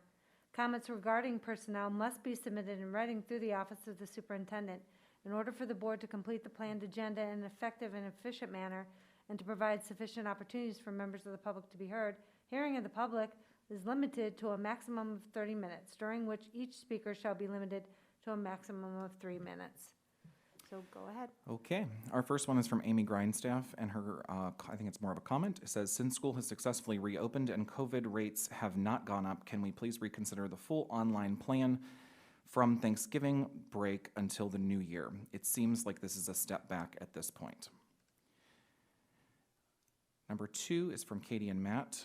We were given an online plan and have been doing well with it, and overall very pleased. Now 3 weeks into our routine, the teachers are being told they need to change their plan. That is not what our family understood when selecting this option. Had this been communicated prior to school having started, we would have considered another online option. We picked this option for safety and consistency, and again, it's being changed with terrible communication from the top down. Please stop changing things that were working for the kids. It's ridiculous. Families need consistency. Number 3 is from Tracy. Please provide an academically based and sound reason for moving online learning children to a hybrid schedule and why you do not recognize the different mediums of learning may require different approaches. Do you truly think that online learning and in-person hybrid learning can be accomplished the same way and not see any differences? I'm not asking for different curriculum, just allowing for schedules that work for each method of learning. Number 4, from Jenny S. Our first grader has live Zoom just 2 days per week following a hybrid plan. With break times factored in, our first grader is receiving a mere 6 hours of live instruction per week. He spends more time taking screen breaks or movement breaks than actually learning. We would like to know why some students are live daily, while others, like my son, are only expected to be present twice a week. The online option stated daily live instruction, and we would like to know why this is not happening. The discrepancy between the plan and what is actually being carried out is unacceptable. From Maureen. Number 1, if the board approves a return to 5 days a week in person, will the online option still be offered? 2, considering the board is discussing a potential return to 5 days a week, why are you forcing online grades 1 through 4 into a hybrid online model? 3, if the 5-day in-person is approved, will online go back to the way that it has been for the past few weeks, which has worked incredibly well, or will online kids be stuck in a hybrid online model? Number 6 from Jenny. If we are online and want to return to 5 days per week, are we able to do so? We were forced to make a commitment for the entire semester, but if the district changes plans mid-semester, would we also be able to change our plan? Number 7, Stacy. If in-person changes back to 5 days a week, would online stop following the hybrid model and receive 5 days of instruction? What happens if there is a rise in COVID-19 numbers and in-person changes back to hybrid or fully virtual? Will the now 5 days of instruction for online students be changed again? The inconsistency in changing of online instruction to, quote, match in-person instruction is disruptive to the online children and to the families implementing and assisting in the process. Number 8 from Elizabeth. Thank you for considering the option of a 5-day in-person school week this fall. How would the proposal to go back 5 days a week impact the current plan to fully remote school between Thanksgiving and Christmas? Also, would school be full day or would there be shortened school days? Number 9 from Gazelle. Number 1, how are the schools planning to ensure social distancing with 100% of students back? We still don't have a vaccine yet. Number 2, why are you planning to go back right in the start of flu season? How are parents supposed to distinguish between the flu and COVID? I have tried to get my 6-year-old child a test, and it is hard to get one. Number 3, what is your plan for parents that are comfortable with a hybrid model with social distance, but are not comfortable with every day at school and possible lack of social distancing? Are these parents going to be able to change to fully remote? Number 10 is from Melissa. How are we supposed to have faith in our school board's word when the firm decision for hybrid model is now 2 weeks in and we are beginning to change our, quote, firm minds? For working families who have arranged childcare, this continued flux and potential of 5 days school weeks for a finite period only poses continued stress in families.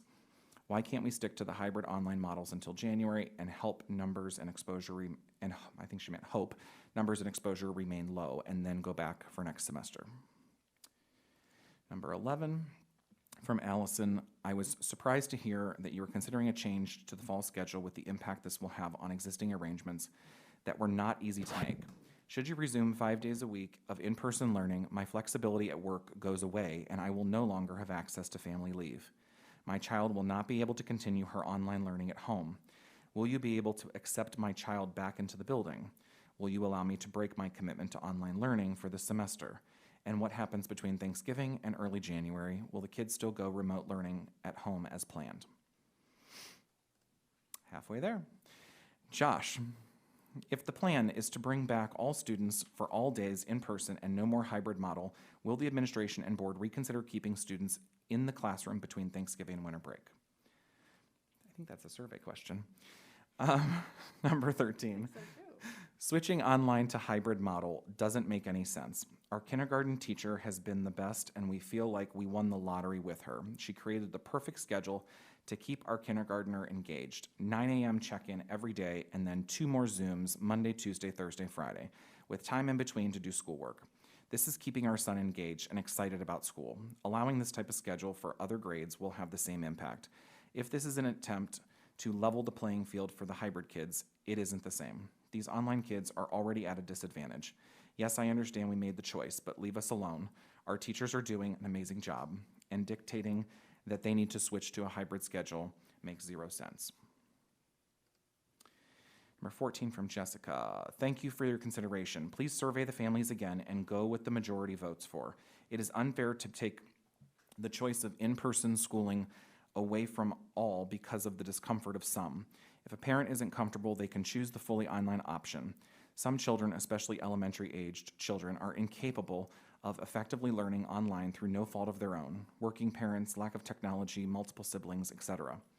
Personally, I don't want my children sitting in front of a screen for all hours of the day. Those that are uncomfortable with sending their children to school will have the choice for remote learning. I am asking that those who want their children back in school be given the same opportunity to do what they feel is best for their children. Number 15 from John. I'm a student at the high school, and I've seen the board's email about its consideration of going back to school 5 days a week, and I don't understand how the board can even consider this as an option when most classrooms don't even have the space to properly social distance 10 to 12 kids. I understand that the consideration is about success of students, but safety should come before success, as if someone doesn't feel safe in their learning environment, how can they possibly succeed?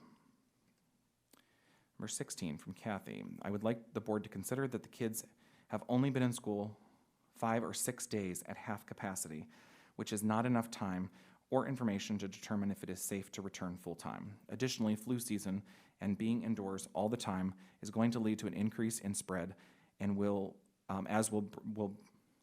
bring in school 5 days a week. I feel this should be readdressed to possibly go back full-time starting in January. Number 17 from Katie. Will this change the plan for online from Thanksgiving to winter break? Number 18 from Nikki. Please explain why the Board of Education thinks that a hybrid schedule for online-only students is better for the students and the staff.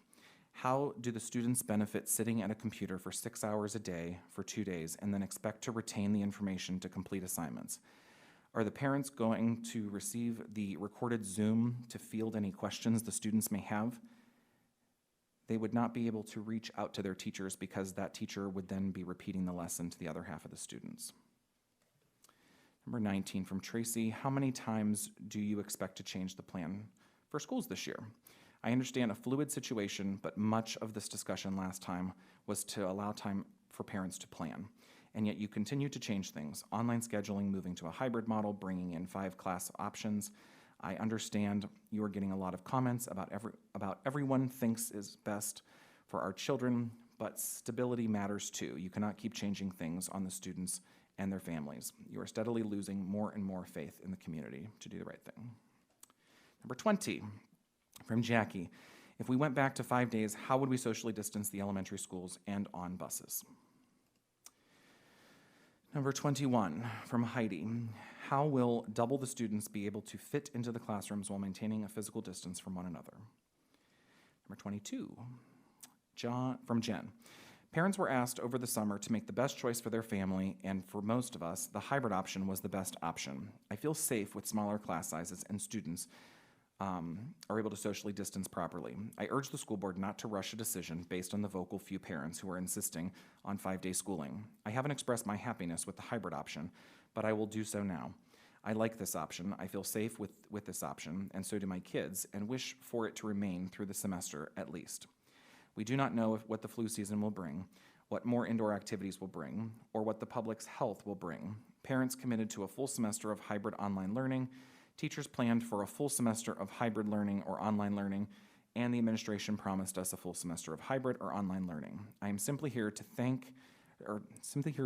today to ask the school board to also commit to a full semester just as they asked us over the summer. Thank you.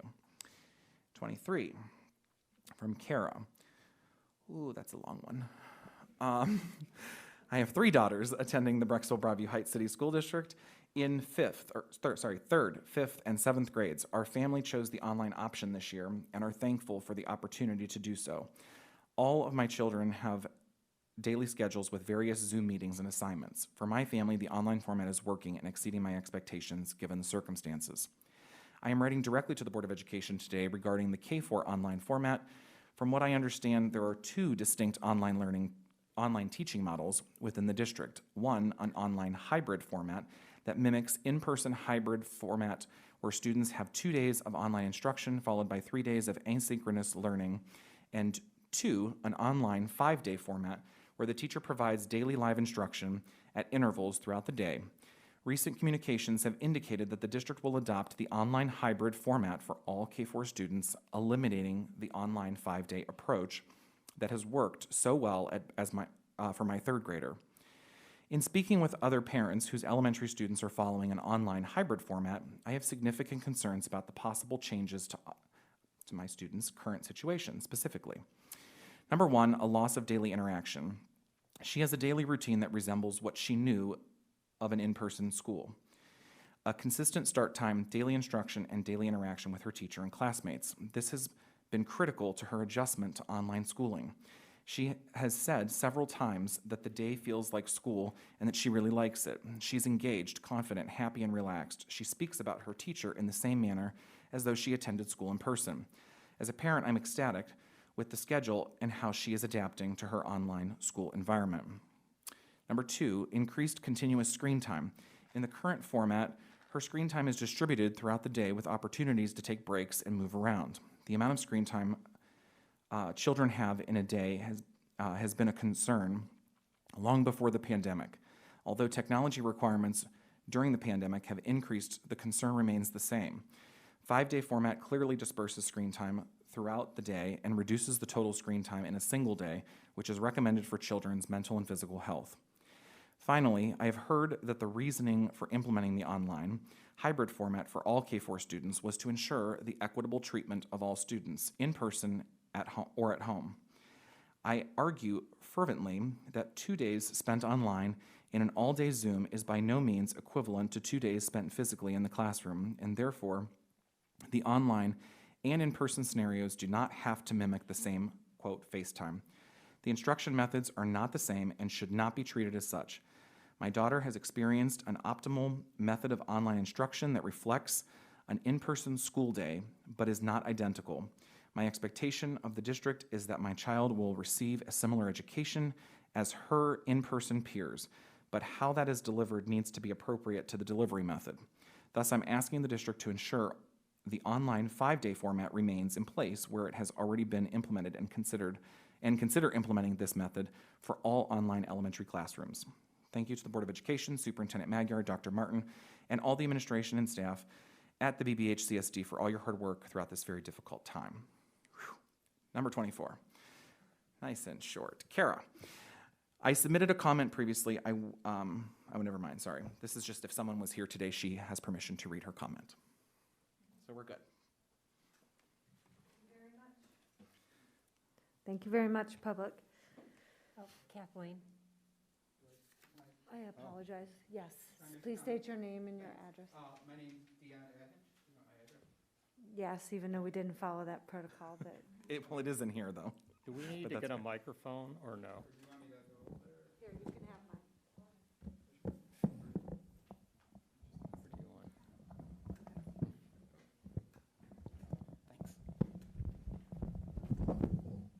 Thanks. My name's Dion Adanich, Adanich. I'm at 7022 Westview Drive. Thank you guys for, first off, trying to make hard decisions during this time. My wife's a nurse at UH. We both work at University Hospital, so we definitely know the situations that we're in. The first one was that I heard tonight was that we want a quality education. My daughter is in 2nd grade at Highland, and I just want to let you know that I feel she is getting a quality education. She's in the hybrid model. So she's there 2 days a week. However, the class sizes are in half. So she is getting double the amount of time with her teacher. She's getting to ask double the amount of time the questions that she has. Her teacher's able to really encourage them and, asking good questions, getting them all involved that I feel even last year, 5 days a week, she didn't because the class size was so big. So I do feel that she is getting the quality education. As far as going back like 5 days online, I really feel that with flu season coming up, the cold and flu season, having all the kids come in we're really playing with fire here. The CDC recommends that, stay out of poorly ventilated areas, socially distance as much as you can, wear a mask. We're gonna put kids in that we might not be able to socially distance 6 feet. I don't know if like Highland is the best ventilated building I've ever been in my life. I assume like Hilton and Chippewa are in the same boat. So I really feel like continuing the hybrid model is, at least in my opinion, the safest. You guys made, I feel like, a really safe decision that has kept our kids safe. And I feel like continuing that, at least until January, is truly the best option. The only the concern that I had was there any teacher involvement in wanting to come back 5 days? I don't know if any of teachers, I feel like the ones that I've talked to were stunned about the email that came out. So that concerns me when I don't hear that my daughter's teachers or the staff in the buildings that knew that this was coming. So just that consideration, I would like more input from the teachers on kind of any decision too. But thank you.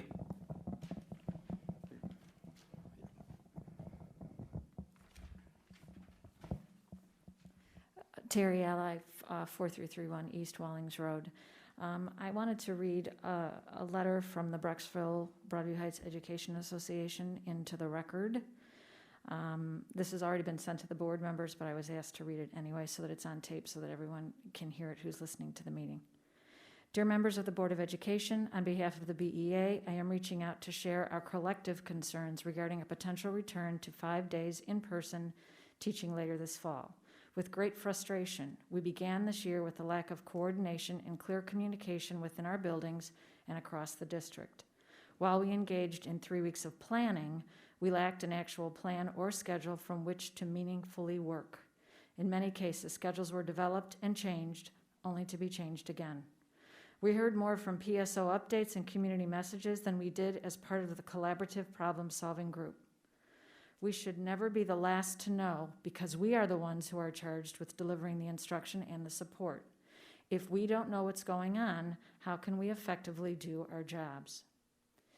Even though we have not been asked what we think about returning to 5 days in person later this fall, I asked my members for their thoughts. I'm sorry, I should preface this is from our BEA president, Bonnie Monteleone. I'm sorry.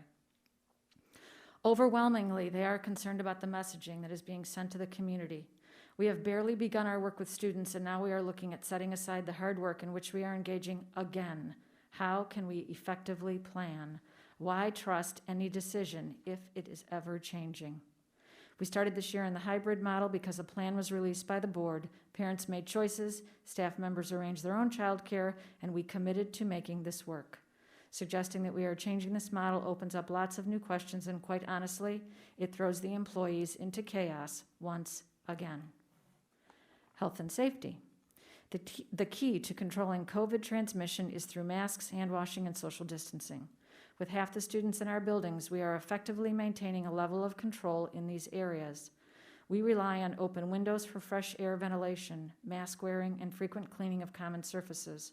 We are trusting that disinfecting is happening when we are not in the building. We still have concerns about the cleanliness of the buildings, but we have only had 3 staff members test positive since the first teacher workday, and we have taken that as a good sign. In late October, November, the open air ventilation will diminish, and we will be looking at the potential of the cold and flu season. Returning to full classrooms in the near future is completely unacceptable because we will lose control over social distancing. With the smaller groups, we are managing the new routines, which include some distancing, hand washing, and mask wearing. We do not have rooms that are prepared to accommodate full classes with reasonable distancing. Staff members have repeatedly cited this issue as critical to their workplace safety. They lack the ability to maintain safe practices between and among adults and students. When fully in person, some classes will not only have the teacher, but also additional adults engaging in supporting special services. Especially in the elementary classrooms, it is not possible to maintain minimal recommendations for safe distancing. We are hoping that mask wearing and our current vigilant practices will keep COVID and the flu at bay this fall and winter, but that remains to be seen. We need to keep our current health and safety practices to prevent outbreaks. We do not have faith in COVID reporting standards. Without access to quick and effective testing, we lack confidence in truly understanding our own exposure to COVID and its transmission through our community. Teachers need an opportunity to focus on how to best academically engage our students using a responsible model that allows for social distancing and limited student exposure to communicable diseases. While some members acknowledge that 5 days in person would be easier for planning, very few were willing to make the trade-off because of the health concerns, if not for themselves, then for those they care about. So the overwhelming response to me from my members centered on a desire to have the opportunity to try to make the hybrid work because of our lack of space for holding safe, full in-person classes. Teachers again raised issues about the risk of contracting and spreading COVID within their classes and within their families. Staff expressed frustration to the point of asking questions about taking leaves of absence, resigning, and immediate retirement. I'm almost done, and I appreciate your patience. Thank you. Our traditional methods have to change, and our materials require adaptation. We know this, and we are trying to do this while coping with distant equipment still on order. Colleagues are filling the gaps by purchasing through online vendors because they simply can't wait because of the impact on their students. All of this adaptation takes time, which is finite. The toll this is taking on our workplace productivity, our home life, and our health is concerning. I have staff members expressing frustration at the lack of time to engage in their work with students because of all of the demands of clear plans. They have parent questions that they are unable to answer and the frequent updates that require new explanations that they honestly don't understand themselves. They are frustrated that they are being asked to change delivery models in planning for one thing while also having to plan for another. They feel stressed by the new schedule in the elementary that has planning time concentrated on Wednesdays, which leaves little time outside of the student contact time during the rest of the week. Parents still expect responses to emails, and there is very little self-directed time. There is barely time within the day to even run to the restroom. They are teachers and not 24/7 employees. Teachers want to have the chance to engage in more of the model design instead of being told to make it work, and then later being told to do something else. Tossing out the hybrid because it is difficult is simply not acceptable. We have barely had a chance to make it work.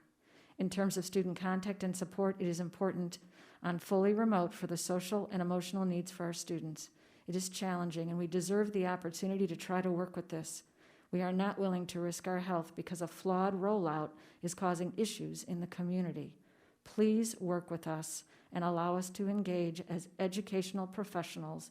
We need your support as our employee. Sincerely, Bonnie Monteleone, BEA President. I know I went way over, so I do thank you. Next time I'm holding a timer too. Thank you, Terry. Anyone else? The double mic situation, Fred. Okay. All right, item 11, Superintendent's Consent Agenda. We have, let me make sure I'm in the right spot, am I? No, I'm not. Other business. Item 10, Superintendent's Other Business. A, and Andrew Numbers Contract. B, Koinonia Contract. C, ESC Contract. D, UCP Contract. E, Monarch Belfair Contract. F, 2020-2021 Handbooks. G, Approval of Non-Resident Tuition Student. H, America's Best Contract. I, Approval of Superintendent's Other Business. May I have a motion? So moved. Anyone have any questions on any of those items? I don't have a question, I have a comment. On the Koinonia contract on page 8, there's, like, something got, like, superimposed over the contract language. Like a watermark? Yeah, no, there's like a chart over one of the page. Corruption. Yeah, so just before you, it looks like it's supposed to be in another Oh. part of Oh. the contract, that's all. Could have been a way it was Sent over. And, Like how it's scanned scanned, in the, yeah. yeah. Yeah. We'll check it, make sure, thank you. Okay. The only other question I had was related to the handbooks for the year for the students who are enrolled with a homeschool in one school but an online teacher in another. Are they bound to which handbook, or are there not enough discrepancies to warrant? Both. No, kidding. There's not. The handbooks were collaboratively redone last year, so all three mimic the same language. The only thing that is different is like arrival and dismissal procedures, lunch procedures, because those definitely look different in all the buildings. Okay. Thank you. I had one on the Koinonia? They need a new name. No one can say it. on the K contract. Yeah. You know, we did this last year, and I didn't hear anything about it, how it went or what. No news is good news, Fred. That's right. I asked her the same thing. and Yes, She had Kathleen some asked me the great same too. news. Yeah, no, fantastic, which is one of the reasons we asked them to come back. Our kids that qualified for the program, because it's not that every kid qualifies for the Koinonia program, but the ones that did, we had great feedback and they loved the program, and so we brought them back again this year. Okay, that's what I wanted to hear. Okay. Item 11, We would need a roll call. oh, roll call. I'm like so looping it. Mr. Okay. Dosen, Yes. Mrs. Kramer, Yes. Mr. Peterson, Yes. Mrs. Wigman, Yes. Mrs. Mack. Yes. Item 12, Treasurer's Consent Agenda. A, Financial Report. Oh, no, 11. Thank you for holding me accountable. 11, Superintendent's Consent Agenda. A, Certified Recommendations. B, Classified Recommendations. C, Supplemental Recommendations. D, Approval of Superintendent's Consent Agenda. May I have a motion? So moved. Second. Any questions on any of the recommendations? We did remove B, right? We did. Yes. We didn't, Roll call. we didn't remove B, we just removed the riff of B. Okay, Yeah. yes, the riff of Yes. B, yes. Mr. Dosen, Yes. Mrs. Kramer, Yes. Mr. Peterson, Yes. Mrs. Wigman, Yes. Mrs. Mack. Yes. Item 12, Treasurer's Consent Agenda. A, Financial Report. B, Minutes. C, Donations. D, Advertising and Receiving Bids for School Buses. E, OSBA Custom Training. F, Approval of Treasurer's Consent Agenda. May I have a motion? So moved. Second. All right. Okay, again, I will not take up too much of your time. We had a good August. Unfortunately, we still have a lot of encumbrances, but we haven't been able to get all of the stuff that we've ordered necessarily, and some of the bills are also delayed due to COVID, so apparently, they just upgraded this computer to Windows 10, so it's a little stuck right now. I'll go to my computer right now. Is it moving yet? No. They just did it today, so I apologize. So on the revenue side, again, we're still a month behind on our income tax, or property taxes. So overall, we're favorable on the revenue side, $120,000 for the year. $417,000 is favorable so far on expenditures, which is a total net impact to the cash balance of a positive $538,000. Can't really see the chart unless you're pulling it up. So the chart looks really good. We're basically matching. I don't know what happened to that computer. You want me to share? Oh, I have it. Okay. Sorry. The chart shows you that basically we're basically running along the side of projections, which is good. And it does right now say that we would have an increase or a surplus for the year. But again, we know that that's probably going to change as we move through. So this is a very fluid document. On the next page, we have our comparison of August revenue collections compared to the prior year. You can see we're significantly down. Again, that is due to local taxes by almost $500,000. And then state revenue, again, that's that budget cut that we received. And then all other revenues are down $350,000. A lot of that is due to all-day kindergarten, because we're not charging tuition this year. Some of the pay to participate, since we're not doing some of those. So that's where that all other revenue is coming from. On the, I'm just going to actually move to expenditures. On the expenditure side, we're also down, like I said before. Salaries and benefits, it's down $891,000. That is because August of last year was a 3-pay month. And purchase services are currently down across the board, which is a good thing. Some of that is already in August is actually due to some sub costs because our subs are paid out of a purchase service. And then all other expenditures are currently down about $692,000. Are there any questions? I have one. Sure.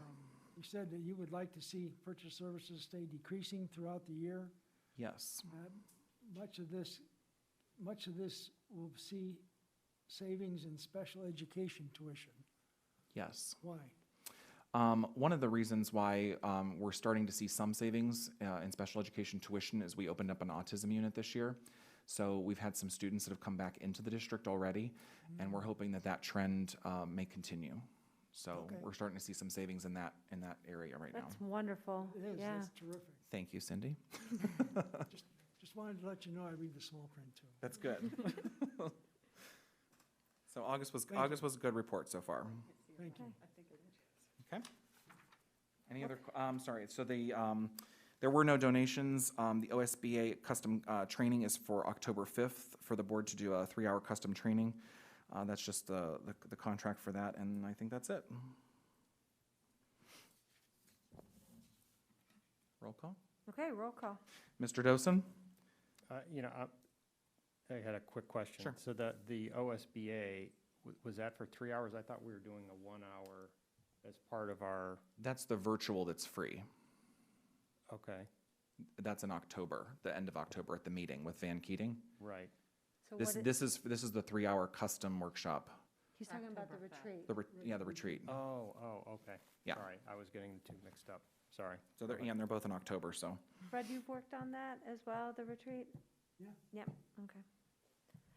All right, roll call? Mr. Dosen? Yes. Mrs. Kramer? Yes. Mr. Peterson? Yes. Mrs. Wigman? Yes. Mrs. Mack? Yes. Item 13, closing items. We have announcements. Any? No. Okay. B, adjournment. May I have a motion to adjourn? So moved. Second. Roll call? All in favor? Aye. Aye. Thank you. Thank you. Except for Mr. Martin. He looks like he wants to stay another hour, so he can stay. He's always I here. know, he is, and then he's gonna ride his bike home, all downhill. No. Yeah, most